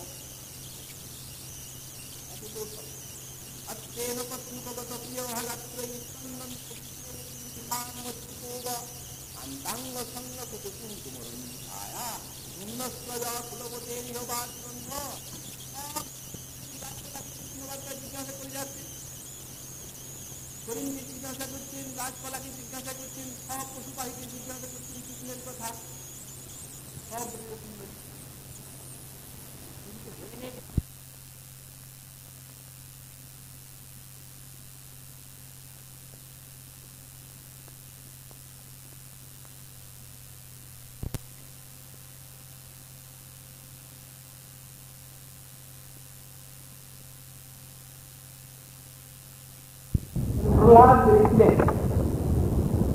প্রহ্লাদ যখন সেই প্রভুর চরণগুলিকে প্রণাম করলেন, তখন প্রভু তাকে বাৎসল্য রসটা এমন ভাবে উচ্ছিত হয়ে উঠল যে স্নেহে প্রহ্লাদকে কোলে নিয়ে পশুভাব অঙ্গীকার করেছেন, তো স্নেহে প্রহ্লাদের অঙ্গকে লেহন করতে লাগলেন। তখন মনে হচ্ছে কি ভগবানই প্রহ্লাদের মুখটা দেখছেন, প্রহ্লাদের কত আনন্দ, প্রহ্লাদের আনন্দ কত। ভগবান মনে করছেন প্রহ্লাদকে কোলে নিয়ে আমার যে আনন্দ, অর্থাৎ সন্তানকে কোলে নিয়ে পিতার যে আনন্দ, সেটি তো আমার লাভ। কিন্তু এখন প্রহ্লাদের কি আনন্দ হচ্ছে আমার কোলে বসে, সেটি তো আমার লাভ করবার উপায় নেই, কারণ আমি কোনো পিতার কোলে আসিনি, আমি এসেছি একটা স্তম্ভের ভিতর। তাতে তো বাৎসল্য প্রেম নেই, শুদ্ধ সত্য আছে, কিন্তু বাৎসল্য প্রেম তো নেই ওটাতে। যেহেতু আমি তো এসেছি স্তম্ভের ভিতরে, এই জন্য আমি পিতার কোলে চড়লে যে কেমন আনন্দ লাগে তা তো আমার আস্বাদন করবার পাই। এরপর আসবো তো পিতার কোলে যেমন বসতে পারি। রাম রূপে এলেন, পিতার স্নেহ মাতার স্নেহ আস্বাদন করলেন। যখন বনে যাচ্ছেন তখন প্রতিগত প্রাণা সীতা, তিনি বলছেন আমিও সঙ্গে তোমার যাব। ভগবান অনেক চেষ্টা করলেন যাতে সীতা না যান, সুকুমারী তিনি বনে, তার তো কষ্ট হবে। এখন মা কইকেই রামচন্দ্রকেই বনবাস দিয়েছেন, সীতাকে তো আর বনবাস দেননি, কিন্তু সীতা আর মানলেন না কোনো মতে, সীতাও গেলেন। তারপরে সীতাকে তো অগ্নির মধ্যে রাখা হলো রাবণ বধের জন্য, আর ছায়া সীতাকে হরণ করলেন রাবণ। যখন সীতা হরণ হলো তখন ভগবান তিনি সীতার বিরহ আস্বাদন করছেন। বিরহরা আস্বাদন করতে করতে মনে হচ্ছে যে দুর্লভতা না হলে রসের আস্বাদন হয় না। সীতা যদি এইরূপ সব দিন আমার দুর্লভা হতো, কিন্তু সীতা তো দুর্লভা হওয়ার কোন উপায় নেই, তার কারণ আমি বনে এলাম বৈরাগ্য করতে, সীতাও সঙ্গে। যেহেতু আমার আনন্দিনী শক্তি যদি আমার মিলন ভূমিতে কবু মিলে কবু না মিলে দৈবের ঘটন এইরূপ হয়, তাহলে কত আস্বাদিত হবে, কত আস্বাদন হবে। বৃন্দাবনী সেই বাসনা পূর্ণ। এতে যেন কেউ মনে না করেন যে যখন নৃসিংহ অবতার হলো তখন রাম অবতার ছিল না, বা রাম অবতার যখন হলো তখন কৃষ্ণ অবতার ছিল, এইরূপ নয়। মানে নিত্য লীলা তো নিশ্চয়ই আছে, তবে হ্যাঁ এই প্রকট অপ্রকট ভেদে একটা অভিমান। প্রকটাস্থিতি দ্বিধা, কিন্তু দুই প্রকার তো লীলা। এখন প্রকট অপ্রকট ভেদে একটা অভিমান আছে। তো যেমন মনে করুন, গোপীগণ শ্রী গোবিন্দের নিত্য শক্তি নিত্য কালী বিহার আছে প্রকট লীলায়, তবে প্রকট লীলায় যেন নূতন দেখা পূর্ব রাগটা কি করে হয়? যদি সেই অভিমান জাগে নিত্য মিলন আছে, তাহলে পূর্ব রাগ কিভাবে হবে? এটি যেমন হতে পারে না, তেমনি রসের বিকাশ চরম শ্রী বৃন্দাবন। এই ব্রজমাধুরীতে দুর্লভতার ভিতর দিয়ে আনন্দিনী শক্তিগণের প্রতি মাধুরী আস্বাদন করার জন্য কৃষ্ণের ইচ্ছা, সেই ইচ্ছা এখানেই পূর্ণ হবে। দেখুন, তত্ত্বের দিক দিয়ে দেখলে দেখা যায় যে শ্রুতি শাস্ত্র ভগবানকে যেমন রসস্বরূপ, আনন্দ স্বরূপ, জ্ঞান স্বরূপ বলে কীর্তন করছেন, তেমনি আবার সেই শ্রুতি শাস্ত্রই তাকে মধুময়, রসময়, আনন্দময় বলে বলছে। একদিকে যেমন নির্বিকার, নির্বিকল্প, নির্গুণ বলে তাকে কীর্তন করছেন, অপরদিকে সেই শ্রুতি তাকে সগুণ, সাকার, সচ্চিদানন্দ বিগ্রহ বলেও প্রতিপাদন। আচ্ছা, এই যে পরস্পর বিরুদ্ধ শ্রুতিবাণী, এর সমাধান করবে কি? এর সমাধান কর্ত্রী হচ্ছেন আমাদের ভগবানের অতত্ত্ব অচিন্ত সহস্র শক্তি। এখন অচিন্ত অতর্কনীয় সহস্র শক্তি ভগবানের আছে। অতর্ক কাকে বলা যায়? শ্রী গোস্বামী পাদ বলেন, দুর্ঘট ঘটকত্তম হি অচিন্তম। দুর্ঘট ঘটক শক্তিকে অচিন্ত শক্তি বলা হয়। এখন রাধা কৃষ্ণ এক আত্মা, অগ্নি এবং তার দাহিকা শক্তির মতো, জ্যোৎস্না তার চন্দ্র এবং তার জ্যোৎস্নার মতো, দুগ্ধ এবং তার ধবলিমার মতো, মৃগমদ এবং তার গন্ধের মতো, যেখানে অবিচ্ছিন্ন দুইটি বস্তু রাধা কৃষ্ণ, সেখানে রাধা এবং কৃষ্ণ এত দূরে হবেন কি প্রকারে? ওই যে অচিন্ত শক্তি, তিনি মাঝখানে এসে তিনি তাঁরই বৃন্দাবনে সর্বার ঠিক কারুকার্য। তিনি হচ্ছেন সাক্ষাৎ গুরু মায়া। তিনি শ্রী বৃন্দাবনে সেই নিত্য আনন্দিনী শক্তিগণকে ভাব দিলেন, পরকীয় ভাব। অর্থাৎ গোপীগণকে অন্য গোপের সঙ্গে বিবাহের প্রতীতি দিয়ে দিলেন। কারণ মহাজনগণ বলেন, পরকীয় ভাবে অতি রসের উল্লাস, ব্রজ বিনা ইহার অন্য নাহি বাস। ভগবানের ইচ্ছা, তিনি লাম্পট্য করবেন, কখনো আনন্দিনী শক্তিগণকে কাঁদাবেন, কখনো নিজে কাঁদবেন। তাদের জন্য কখনো বনে বনে বিহার করবেন, বাঁশি বাজাবেন, কবু মিলে কবু না মিলে দৈবের ঘটন, এই সব রসনির্যাস করবার। সাধারণ মানুষ লাম্পট্য করে সকলেই আমরা জানি, কিন্তু তাতে কি হয়? তাতে সমাজে কলঙ্ক আছে, বিশৃঙ্খলা আছে, আদর্শে কলঙ্ক রটে, আর ধর্মে বাধা পড়ে। কিন্তু ভগবান পরব্রহ্ম যখন রসলাম্পট্য প্রকাশ করছেন, তখন সেই রসলাম্পট্যে লীলা শক্তি, লীলা তরঙ্গিনী অনন্ত উচ্ছ্বাসে উচ্ছ্বসিত হয়ে তরঙ্গের পর তরঙ্গ তুলতে তুলতে ভক্তগণের হৃদয়কে আনন্দ রসে আপ্লুত করে। কারণ পরব্রহ্ম তো তিনি, যতই রসের দিকে টানা যায় ততই উল্লাস। এখন এইটি হচ্ছে রাধারানীর ভাব। তাই আমাদের গোস্বামী পাদ বললেন বিধি ভক্তিতে এবং বৈদিক শাস্ত্রে তো রাধারানীর ভাব নেই, তার মহিমা সুধাও নেই। যদিও কোন স্থানে রাধারানীর মহিমা আছে, কিন্তু মহিমা আছে, মহিমা সুধা নেই, অর্থাৎ মাধুর্যময় মহিমা নেই। এবং তার যে পরকীয় ভাব, সেই পরকীয় ভাবটি প্রায়ত খুব রহস্যময় বস্তু বলে সর্বত্র নেই। তা যদি থাকতো, তাহলে এটিকে ঢাকাবার জন্য আমাদের গোস্বামী পাদগণকে তো প্রয়াস স্বীকার করতে হতো কেন? শ্রীমদ রূপ গোস্বামী পাদ এই জন্যই তার ললিত মাধব নাটকে কাদাচিত্র লীলা বর্ণনায় ব্রজের পরিকরকে সবই নিয়ে গেলেন দ্বারকার পরিকরে রূপায়িত। শ্রীমৎ জীব গোস্বামী পাদ তো শ্রী গোপাল চন্দ্রতে বিবাহেরই প্রক্রিয়া দেখালেন রাধা মাধবী। সংকল্প কল্পদ্রমে স্বকীয় ভাবে প্রকাশ করলেন তিনি। আবার মাঝে মাঝে শ্রী লোচন লোচনী টিকায়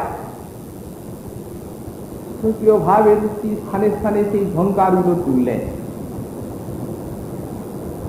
কারণ এত রহস্যময় এই বস্তু, ব্রজের রাধারানীর যে ভাব, ওরা পার্শ্বীয় ভাব, সাদিশ মহাকৃপা প্রাপ্ত এবং সাদিশ রসিকের অনুগ্রহ প্রাপ্ত ব্যক্তি ব্যতীত বুঝবার তার উপায়। এত ঢাকাবার প্রয়াস হচ্ছে, তখন যদি এই ভাবের নিকটে কারো অপরাধ হয় তাহলে কি হবে তার? যদি এই পরম ভাবের নিকটে কেউ অপরাধী হন, আর হওয়ার সম্ভাবনা খুব বেশি আছে। তার কারণ মহারাজ পরীক্ষিত এই জন্যই প্রশ্নটা করেছেন রাসলীলার শেষে।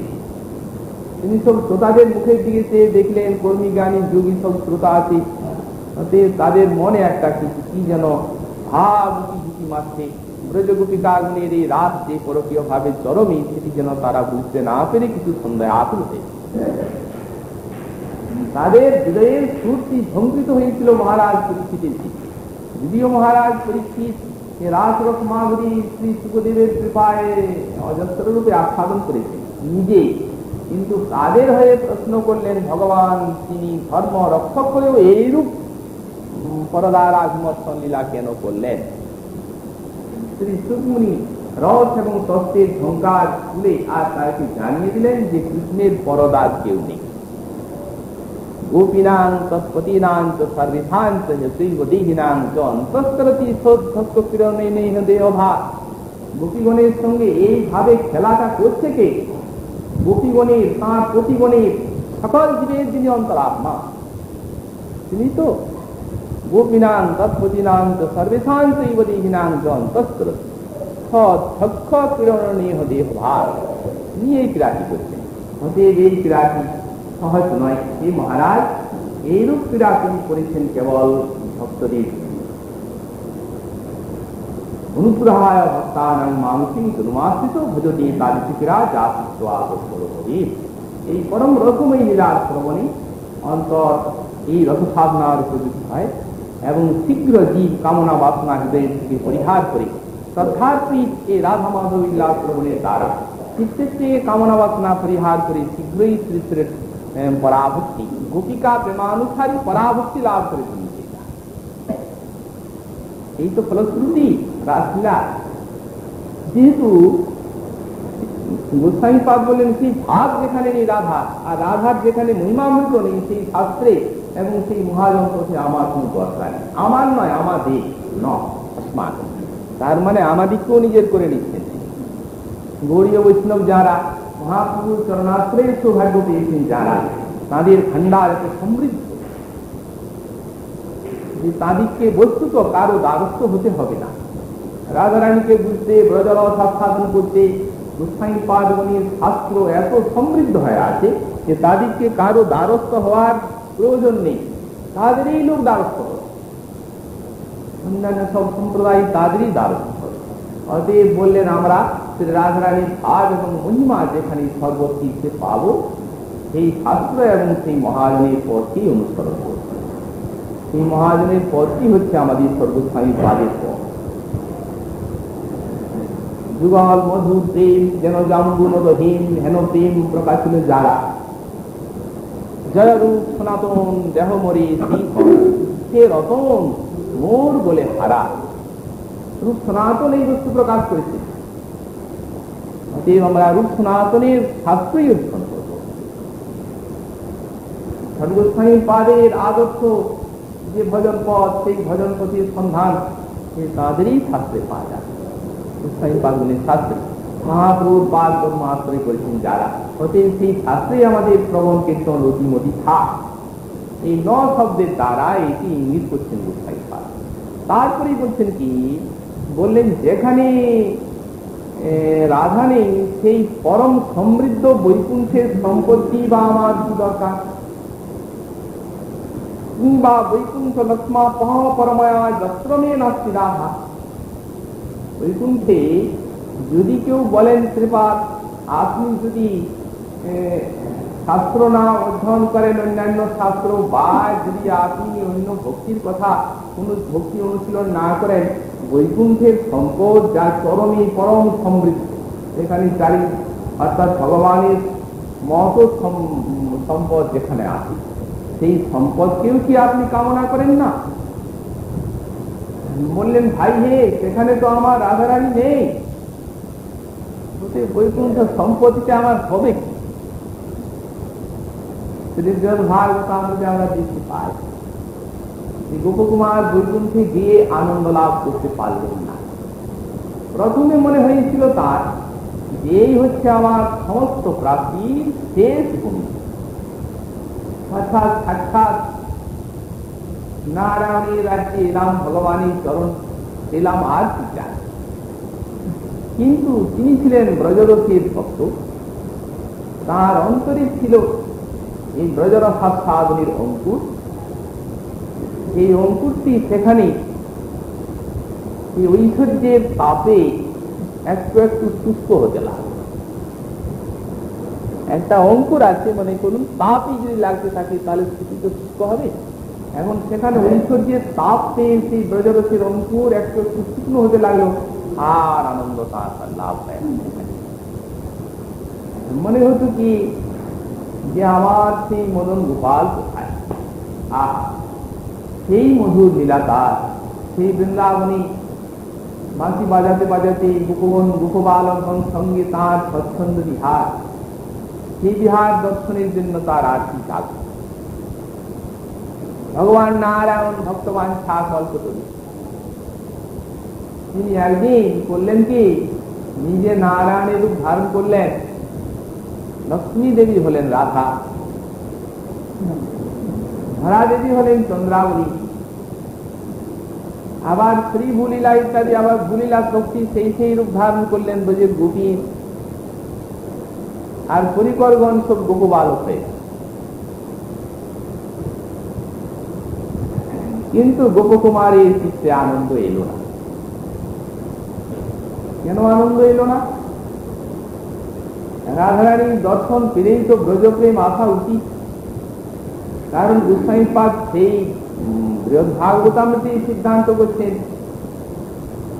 যে সারাধিকা ভগবতী ক্বচিৎ ইচ্ছতে চেত প্রেমা তদনুভব মূর্তিমান মৃত্যুতি স। যদি কেউ রাধারানীকে দেখেন তাহলে ব্রজ প্রেম অনুভবের সহিত তার চিত্তে এসে উদিত হবে। তাহলে যখন শ্রী লক্ষ্মী দেবী রাধারানীর রূপ ধারণ করলেন, তো রাধাকে তো দেখলেন গোপকুমার, তাহলে তার ব্রজ প্রেমটা এলো না কেন? তিনি আনন্দ পেলেন না কেন? এই প্রশ্ন হবে তো।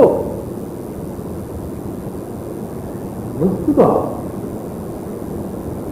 অনেকেই মনে ধারণা করেন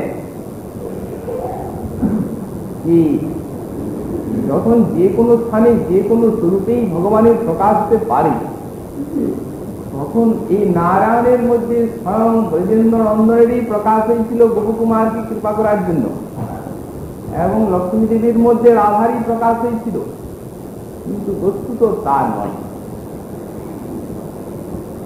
এই বৈকুণ্ঠের রাধা তিনি আমাদের শ্রী কীর্তিদাসতা রাধা নন। যদি হতেন তাহলে নিশ্চয়ই গোপকুমার শ্রী বৃন্দাবনের রস বা মাধুর্য একটু আস্বাদন করার সৌভাগ্য পেতেন। যেহেতু তত্ত্বে ন্যূনতা আছে বলেই ফলটিতে ন্যূনতা দেখা গেল। তত্ত্বে ন্যূনতা। যদি কেউ বলেন তাহলে রূপটা ধারণ করলেন লক্ষ্মী দেবী, তিনি কি স্বয়ং রূপ রাধারানীর রূপটা ধারণ করতে পারবেন? পারবেন। রূপ ধারণ করার কিছু নয়, রূপ ধারণ করাটি কিছু নয়। তত্ত্ব না হলেও রূপ ধারণ করা যায়। তার দৃষ্টান্ত আমরা একটা পেয়েছি রামকৃষ্ণ মানসে, যে শ্রী দুর্গা দেবী সীতা দেবীর রূপ ধারণ করেছিলেন। যখন সীতা হারিয়ে শ্রীরামচন্দ্র এবং লক্ষ্মণ যখন বনে বনে সীতাকে অন্বেষণ করে বেড়াচ্ছেন, হা সীতি হা সীতি হা সীতি, তুমি কোথায়, বিরহর সাস্তাবন করছেন। এই সময়ে শ্রী শিব দুর্গা সেই পথ দিয়ে আসছেন সতী এবং মহাদেব। শ্রীমন মহাদেব দেখছেন আমার ইষ্টদেব প্রভু লীলারতি ঘোষ, জয় সচ্চিদানন্দ ভগবান। চরণে মাথা রেখে প্রণাম করলেন, বললেন জয় সচ্চিদানন্দ ভগবান। বলে সেখানে যাতে তার সেই লীলারতে বাধা না ঘটে সে স্থানে না দাঁড়িয়ে সতীর সঙ্গে চলে গেলেন। সতী দেবী মনে মনে ভাবছেন, তাই একটা রাজার ছেলেকে যে আমার প্রভু সচ্চিদানন্দ ভগবান বলে দণ্ডবোধ করলেন, এ তো আশ্চর্য কথা। তাহলে কি এটি ভগবানের অবতার? কিন্তু যদি ভগবানের অবতারই হয় তাহলে স্ত্রীর বিরহে কাঁদছেন কেন? আর আমার প্রভুও তো অন্তর্যামী, তিনি যাকে তাকে সচ্চিদানন্দ ঘন ভগবান বলবেন না। এখন মনে তার সন্দেহ হয়ে গেল। মহাদেব সতীর ফের ছিন্ন মন দেখে বললেন, দেখো দেবী, নিতিদিন আমি যার নাম জপ করছি তিনি সেই দাসরথী ভগবান অযোধ্যা বিহার, এতে সন্দেহ আনবে না। তিনি ভগবান কি না এইরূপ সন্দেহ অত্যন্ত অনিষ্টকর, অতএব এই সন্দেহ মনের থেকে মুছে দাও। আমি বলছি শোনো, তুমি আমার কোথায় বিশ্বাস। বিশ্বাস আর আসছে না, সাক্ষাৎ শ্রীমন মহাদেবের কোথায় বিশ্বাস আসছে না। আজ যা করছি তার মধ্যে মায়া ক্রিয়া করছে, আর আমরা কোন ছাড়। ভগবত তত্ত্ব বিষয়ে যিনি হচ্ছেন সাক্ষাৎ এত বড় শক্তি, তার ভিতরেও যখন মায়া এইরূপ খেলা করছে, তখন জীব কোন ছাড় কৃপা না হলে হয় না। শ্রীমন মহাদেব তিনি দেখলেন এর মনে সন্তোষ আসেনি। দেখো, একটি বৃক্ষের তলায় বসলেন, বললেন, দেখো শোনো, তোমার যদি মনে সন্দেহ থাকে তুমি একবার পরীক্ষা করে দেখতে পারো, যাও যাও। কারণ তোমার আমি বললাম তথাপি যখন তোমার মনের ছেদ মিটল না, সন্দেহ গেল না, তুমি দেখো, যাও, তিনি ভগবান। যদি দেবী যাচ্ছেন পরীক্ষা করতে, এইখানে বসে হরিনাম করছেন, রাম নাম করছেন শ্রীমন মহাদেব, আর ভগবানের মায়াকে তিনি প্রণাম করছেন আর ভাবছেন বোধ হয় সতীর কল্যাণ হবে না। তার কারণ আমার কথায় যখন তার বিশ্বাস হল না, তখন তার কি কল্যাণ আছে? মনে মনে এই কথাই করলেন। সতী দেবী যেতে যেতে মনে করছেন কি পরীক্ষা করব। সহসা মনে উদয় হলে এই যে এখন সীতাকে খুঁজছেন, তো যেহেতু সীতার রূপ ধারণ করলেই সব লেখা মিটে যায়। কারণ সীতার রূপ ধারণ করে গেলেই যদি সামান্য যদি রাজার ছেলে হন, তাহলে সীতা বলে ব্যাকুলিত হয়ে আমার দিকে ছুটে আসবেন, আমার পরীক্ষা শেষ হয়ে যাবে। আর যদি না হন তাহলে বোঝা যাবে যে হ্যাঁ ইনি ভগবান, দেখি কি করেন। সীতার রূপ ধারণ করে সামনে সীতা হা সীতি হা সীতি, সীতার রূপ ধারণ করে আসছেন। একটু দূরের থেকেই পেছনের থেকে লক্ষ্মণ দেখছেন যে সতী দেবী সীতার রূপ ধারণ করে। কি ব্যাপার? মনে মনে ভাবছেন যা ব্যাপার হোক, আমার আর কি তো দেখার আছে। প্রভু যখন সামনে আসেন তখন আমার আর অত ভয় কি, যা করেন তিনি করবেন, আমার আর কি আছে। এখন সীতা আসছেন, সীতার রূপ ধারণ করে সতী যেমনি একটু নিকটস্থ হয়েছেন, তেমনি প্রভু ভগবান শ্রীরামচন্দ্র তিনি প্রণাম করলেন। প্রণাম করে বললেন আর বিশ্বকেতু কোথায়? আপনি একাই জঙ্গলে ঘুরে বেড়াচ্ছেন কেন? মহাদেব কোথায়? এখন তখন কোথায় যে যাবেন আর কি করবেন, লজ্জায় মরে গেলেন। আর কোথায় কি বলবেন, মুটাটাও টানতে পারছেন না, আর যেতেও পারছেন না। যাই হোক, লজ্জায় মূল্যমান হয়ে সতী দেবী তো ফিরে গেলেন। শ্রীমন মহাদেব জিজ্ঞাসা করছেন, তুমি কি পরীক্ষা করলে? মিথ্যে কথা বললেন তার কাছে ভয়ে। বললেন, না না, পরীক্ষা কিছু করিনি। আপনি যখন বলছেন তখন আপনার কথাই আমার বিশ্বাস হলো, ওখানে আর আমি যাই। মহাদেব মনে মনে ভাবছেন, আরে আমার কাছে যখন বললাম তখন ওর মনে সন্দেহ গেল না, আর আবার কিছু দূর যে মনের সন্দেহটা যাবে, নিশ্চয়ই কিছু কাণ্ড ঘটেছে, দেখি তো একবার কি ব্যাপার, ধ্যান দিয়ে সবই বুঝতে পারলেন। যখন সবই বুঝতে পারলেন তিনি, তখন বাম দিকের থেকে আসন তার সামনে টেনে দিলেন, মানে এইখানে। আচ্ছা, এই দৃষ্টান্তের দ্বারা দেখুন, সীতার দেশ ধারণ করলেন সতী, কিন্তু সীতা হচ্ছেন সাক্ষাৎ সে পরব্রহ্ম শ্রীরামচন্দ্রের শক্তি, তার একটা অন্তর্স্থানীয় আইন। এখন তিনি তো কখনোই অংশী রূপ ধারণ করতে পারেন না। সীতা অংশিনী কিনা সতী দেবী, একবারকে স্বীকার করতাম, তাহলে অংশ হয়ে অংশিনী রূপ কি করে ধরলেন? আর যদি তত্ত্ব একই হয়, সেই তত্ত্বটি যদি হয়, সতীর মধ্যেই যদি সীতার তত্ত্ব থাকে, তাহলে মহাদেব বামে বসতেই বা দিলেন না কেন? ভক্তির ক্ষতি হবে বলেই তো দিলেন না বসতে বামে। সে দেহটাই ত্যাগ করতে হলো, সেই দেহটা আর স্বীকারই করলেন না সে দেহে। রূপ ধারণ করা যায়, কিন্তু তত্ত্বটি নয়। তত্ত্ব যদি হতো তাহলে শ্রী রাধারানীকে দর্শন করেই গোপকুমারীর ব্রজপ্রেম উদিত হত, কিন্তু যখন তিনি আনন্দ পাননি তখন সেই তত্ত্বটি নয়।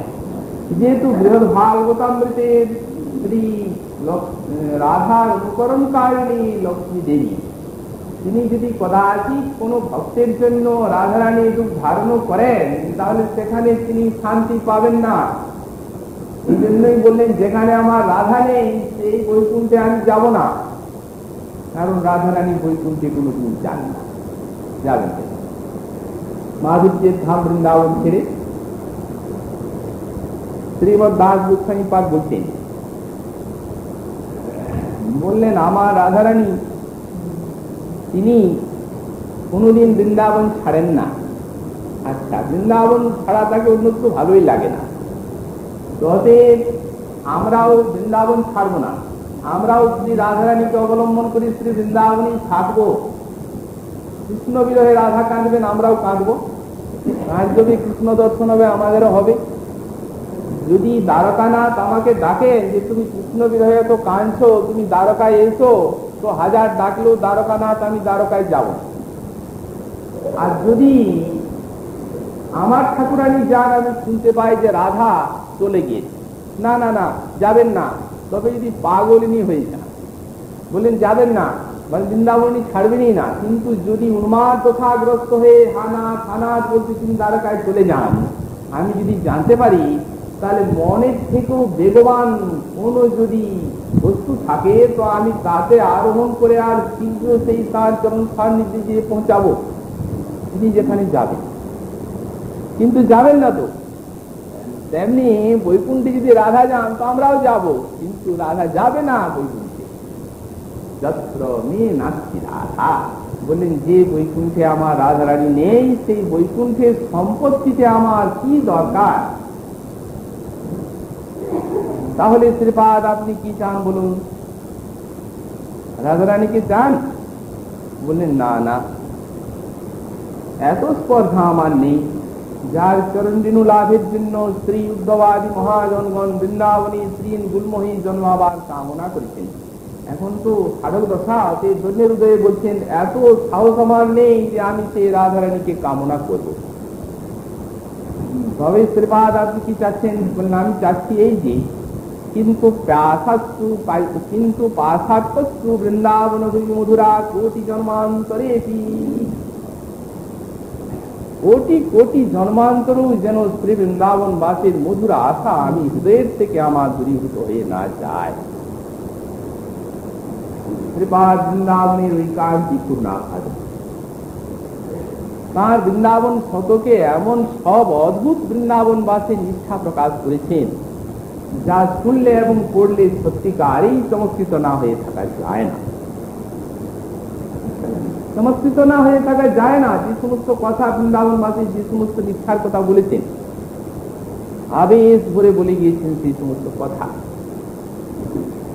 শত শত লাঞ্ছনা ভোগ করে, শত শত কোটি কোটি ফুৎকার ধিক্কার ভোগ করেও, অশেষ ক্লেশ অশেষ দুঃখ মরণান্তক জ্বালা ভোগ করেও আমি শ্রী বৃন্দাবন ত্যাগ করবো না। যদি অন্যত্র মহারাজ রাজেশ্বরের পদবী পাই তো ছাড়বো না বৃন্দাবন। সমস্ত কথা বলে, অপূর্ব সমস্ত মিথ্যা কথা। এখন ধন্যের আবেগে মনে মনে চিন্তা করছেন যে বৃন্দাবন বাসের মধুর আশা যেন আমার অন্তরে থাকে।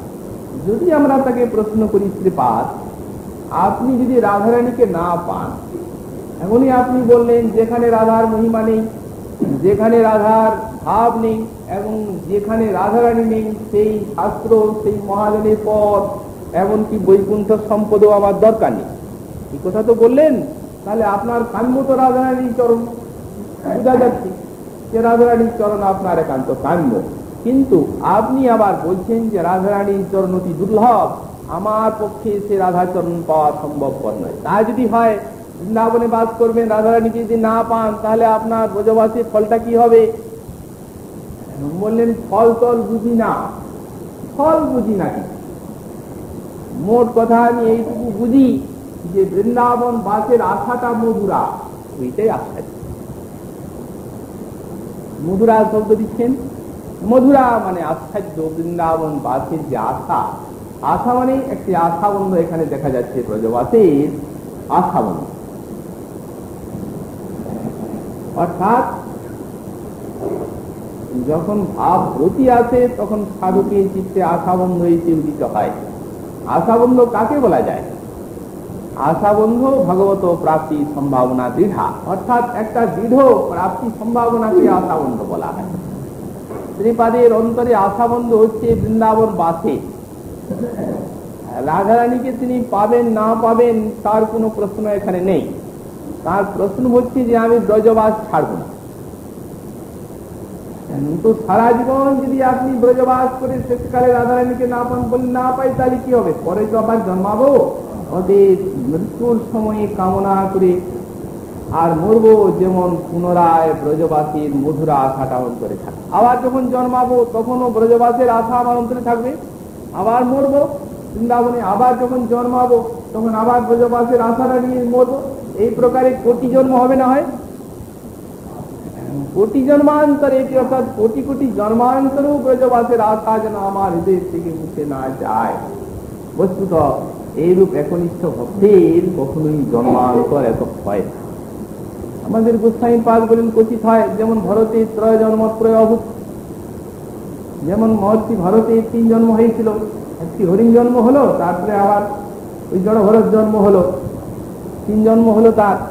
বললেন ভগবান যদি ভক্তি রসের আস্বাদন করাবার ইচ্ছা করেন কোন ভক্তকে, তাহলে ওই হয়তো 2-4 জন্ম তার হয়। কিন্তু বস্তুত ভক্তের তো কোনো প্রারব্ধ নেই, আর সেই জন্মটা তো প্রারব্ধের বশীভূত হয়ে হচ্ছে না, সে তো ভগবত ইচ্ছায় হচ্ছে। ভক্তির আস্বাদন করাবেন যাকে, ভগবত ইচ্ছা হয়তো জন্ম হতে পারে 2-4 জন্ম, প্রারব্ধ তো তার ভজনের স্তরই না হয়ে যায়, প্রেম স্তরের কথা ছেড়ে যায়। কিন্তু তথাপি ভক্ত দৈন্যের আবেগে, দৈন্যই তো হচ্ছে ভক্তি সাধনার প্রাণ বস্তু, দৈন্যের আবেগে ভক্ত হয়তো মনে করেন যে আমার যদি কোটি জন্মই হয়, তথাপি এর আশা হচ্ছে যে শ্রী বৃন্দাবনবাসীর মধুরা আশা যেন আমার অন্তরের থেকে কোনোদিনই বিস্তৃত হয়ে না যায়, এটি প্রার্থনা। কোটি জন্মান্তর পর্যন্ত এই আশা নিয়ে আর আপনি বারবার জন্মাবেন, মরবেন, এত কষ্ট পাবেন, এই জন্যই মধুরা আশা করি। এইটুকু আশা নিয়ে আপনি 1 কোটি জন্মটিকেও আপনি বলছেন বরণ করে নিব, এত জন্ম মৃত্যু, এত ব্যাধি রোগ শোক, এত কিছু জ্বালা, ওই মধুরা শব্দের দ্বারা সবই শেষ হয়ে যাচ্ছে। এর দৃষ্টান্তই হচ্ছে আমাদের সেই শ্রীমন মহাপ্রভুর পরিকর মুকুন্দের কথা। অর্থাৎ মহাপ্রভুর মহাপ্রকাশী যখন মুকুন্দ নিকটে আসতে পারছেন না, তখন সকলেই চিন্তা করছেন মুকুন্দের কি দোষ হলো, আমরা তো কিছু দোষ দেখিনি।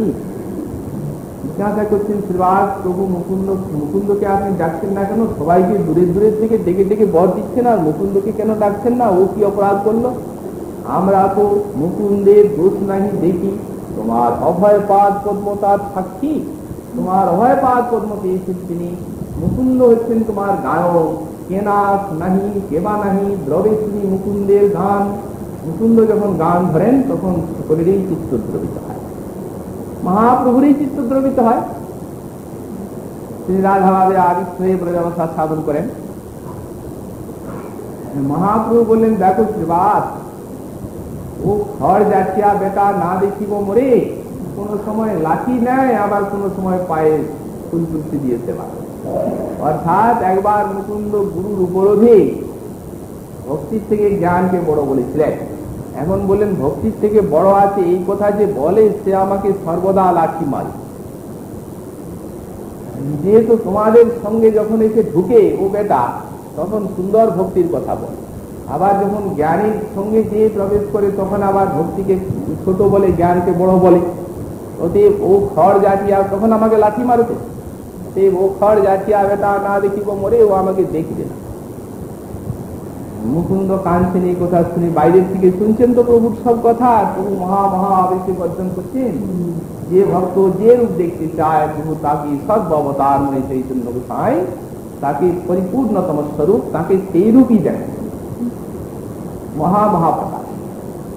তখন মুকুন্দ কাঁদছেন, মুকুন্দের গোদনে সব ভক্ত কাঁদছেন তার দুঃখ দেখে। মহাবক্তা শ্রীনিবাস মুকুন্দ বলছেন, ঠাকুর শ্রীবাস প্রভুকে জিজ্ঞাসা করো। সাক্ষাৎ ভাবে প্রভুর সঙ্গে কথা বলার সাহস নেই, শ্রীবাসের দ্বারাই নিবেদন করাচ্ছে। শ্রীবাস তুমি প্রভুকে নিবেদন করো, আমি কি কোনো কালেই প্রভুকে পাবো না?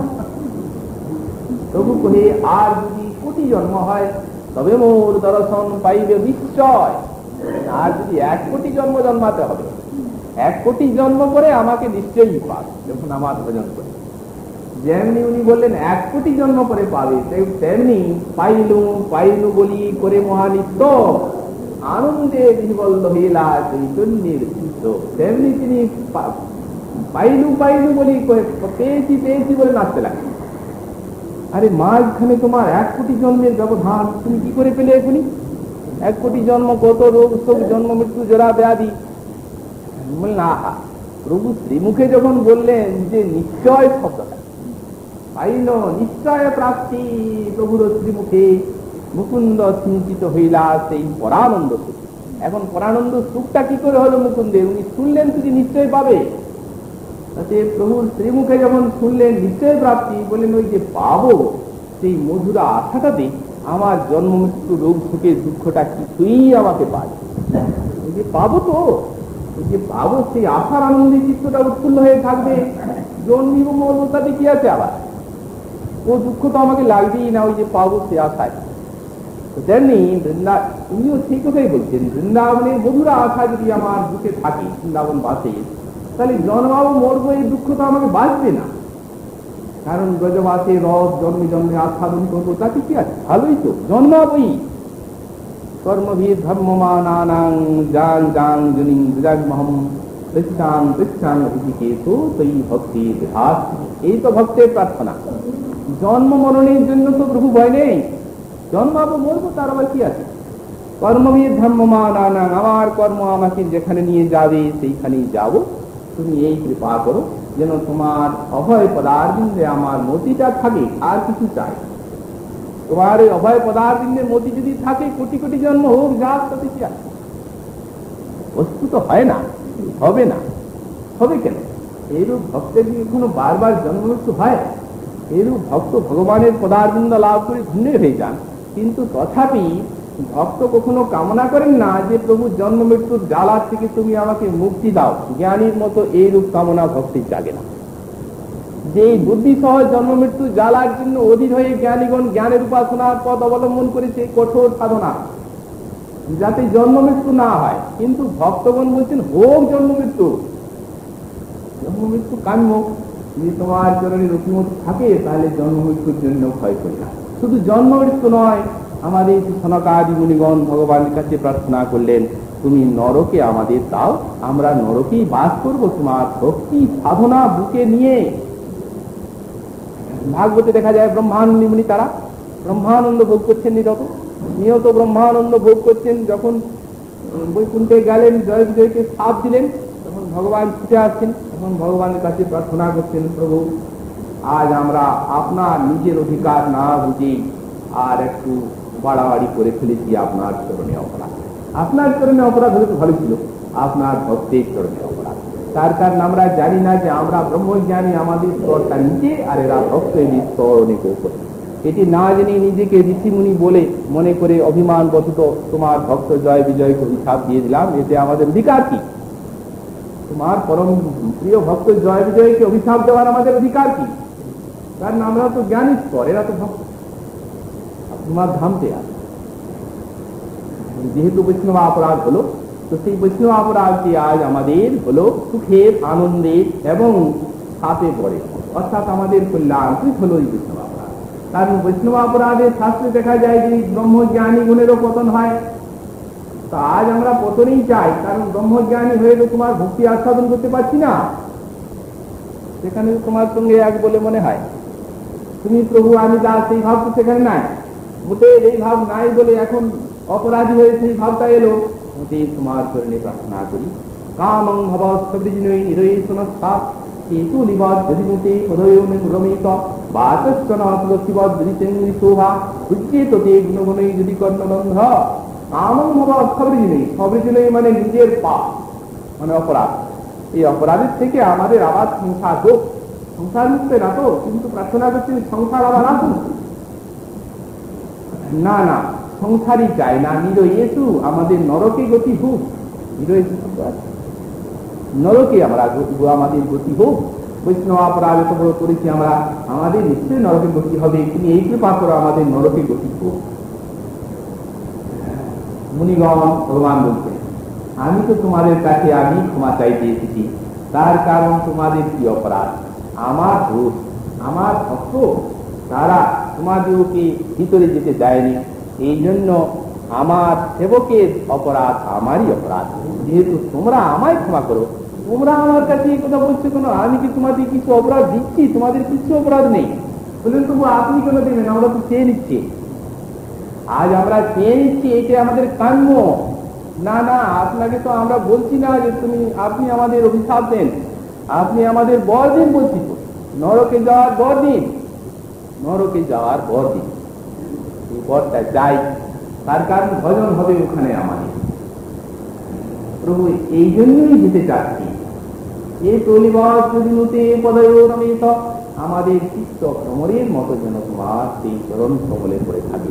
কষ্ট পাবো, দুঃখ পাবো, নরকের যাতনা, তখন মনে হবে গোবিন্দ চরণ, আহা ভগবানের চরণ কমল কত মধুর, তোমার চরণের স্মৃতি আসবে চিত্তে। সেই দুঃখ পেয়ে, কষ্ট পেয়ে, সুখে তো তোমার স্মৃতি আসবে না, কষ্ট পেয়ে তোমার চরণের স্মৃতি মুখে আসবে, তখন সেই স্মৃতি সুধায় চিত্তটা স্নপিত হয়ে নরকের দুঃখ আমাদের বৈকুণ্ঠের আনন্দে পরিণত হবে। সেই নরকের দুঃখটা যখন সেই স্মৃতি সুধায় চিত্তটা স্মৃত হবে, তখন সেই রসের নরকের দুঃখটা আমাদের বৈকুণ্ঠের সুখ হবে তার থেকে বেশি। বাচস্য ন যদি তুলসীবৎ বিদিতেন্দ্রি শোভা, এবং আমাদের এই যে বাক্য, এই বাক্য যেন সব সময় তোমার কথা এবং তোমার নাম কীর্তন করার সৌভাগ্য পায়, আর আমাদের এই কান তোমার গুণগণে যেন করে থাকে। মুরুস্থানীপাত ব্যাখ্যা করছেন, এরা মানে এখন ভিক্ষা করছেন তো ভগবানের কাছে, অতএব ভিক্ষুক যারা, তাদের বেশি চাইবার বাসনা মনে থাকলেও অল্প চায়। বলে একটা পয়সা দিন, এই তো বলে ভিক্ষুকে কি বলে একটা পয়সা দিন, কিন্তু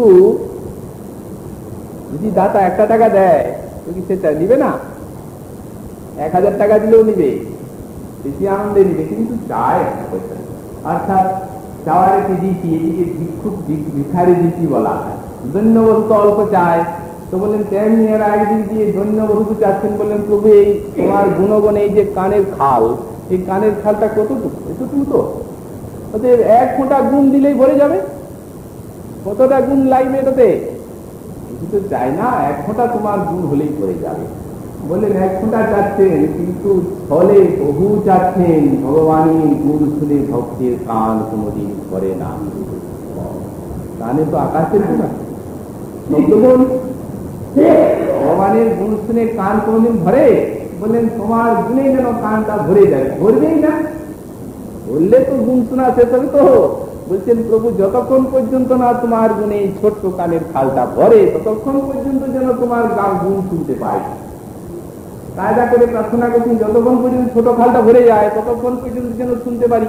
তো ও খালটা ভরবার নয়, যেহেতু অনন্তকাল যেন শুনতে পারি। তোমার গুণ এই প্রার্থনাই প্রভুর চরণে তারা করছেন এবং তার জন্য নিরয়ে গতি প্রার্থনা। শ্রীপাদ তেমনি বলছেন যে বৃন্দাবন বাসের মধুর আশা যেন কোটি জন্মান্তরও আমার হৃদয় থেকে মুছে না যায়, আমি এই কামনাই রাধারানী ঈশ্বরে রাখি। হা রাধে, এই কৃপা করো যেন তোমার এই চিন্ময় ধাম, এই ধামে বাস করবার মধুর আশা নিয়ে জন্মে জন্মে মরতে পারি আর জন্মাতে পারি, মরতে পারি আর ধন্যবাদ। শ্রীপাদ রাধারানী ঈশ্বরের এইরূপ প্রার্থনা করতে করতে শ্রীমতী আবার কুটিতে তার অনন্ত মাধুর্য সম্ভার নিয়ে তার নয়নসমূহকে তৈরি করলেন। একটা মধুর লীলা আছে এখানে নিকুঞ্জে শ্রীপাদ কুটিতে দেখতে পেলেন। তারই আস্বাদন পরবর্তী শ্লোকে আমরা রাধারানীর কৃপা হলে আগামীকাল আবার তার আস্বাদন করবো।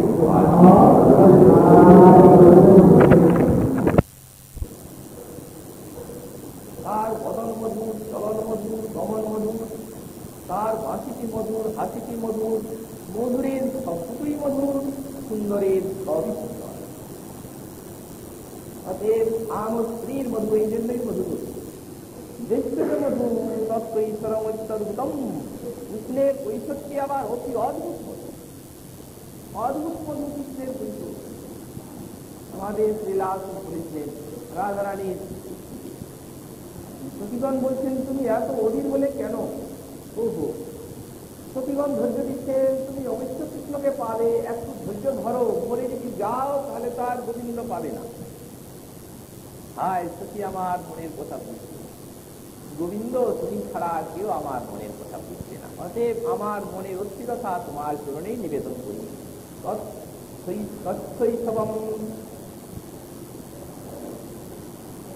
তোমার যে সেই মধুর কৈশোর,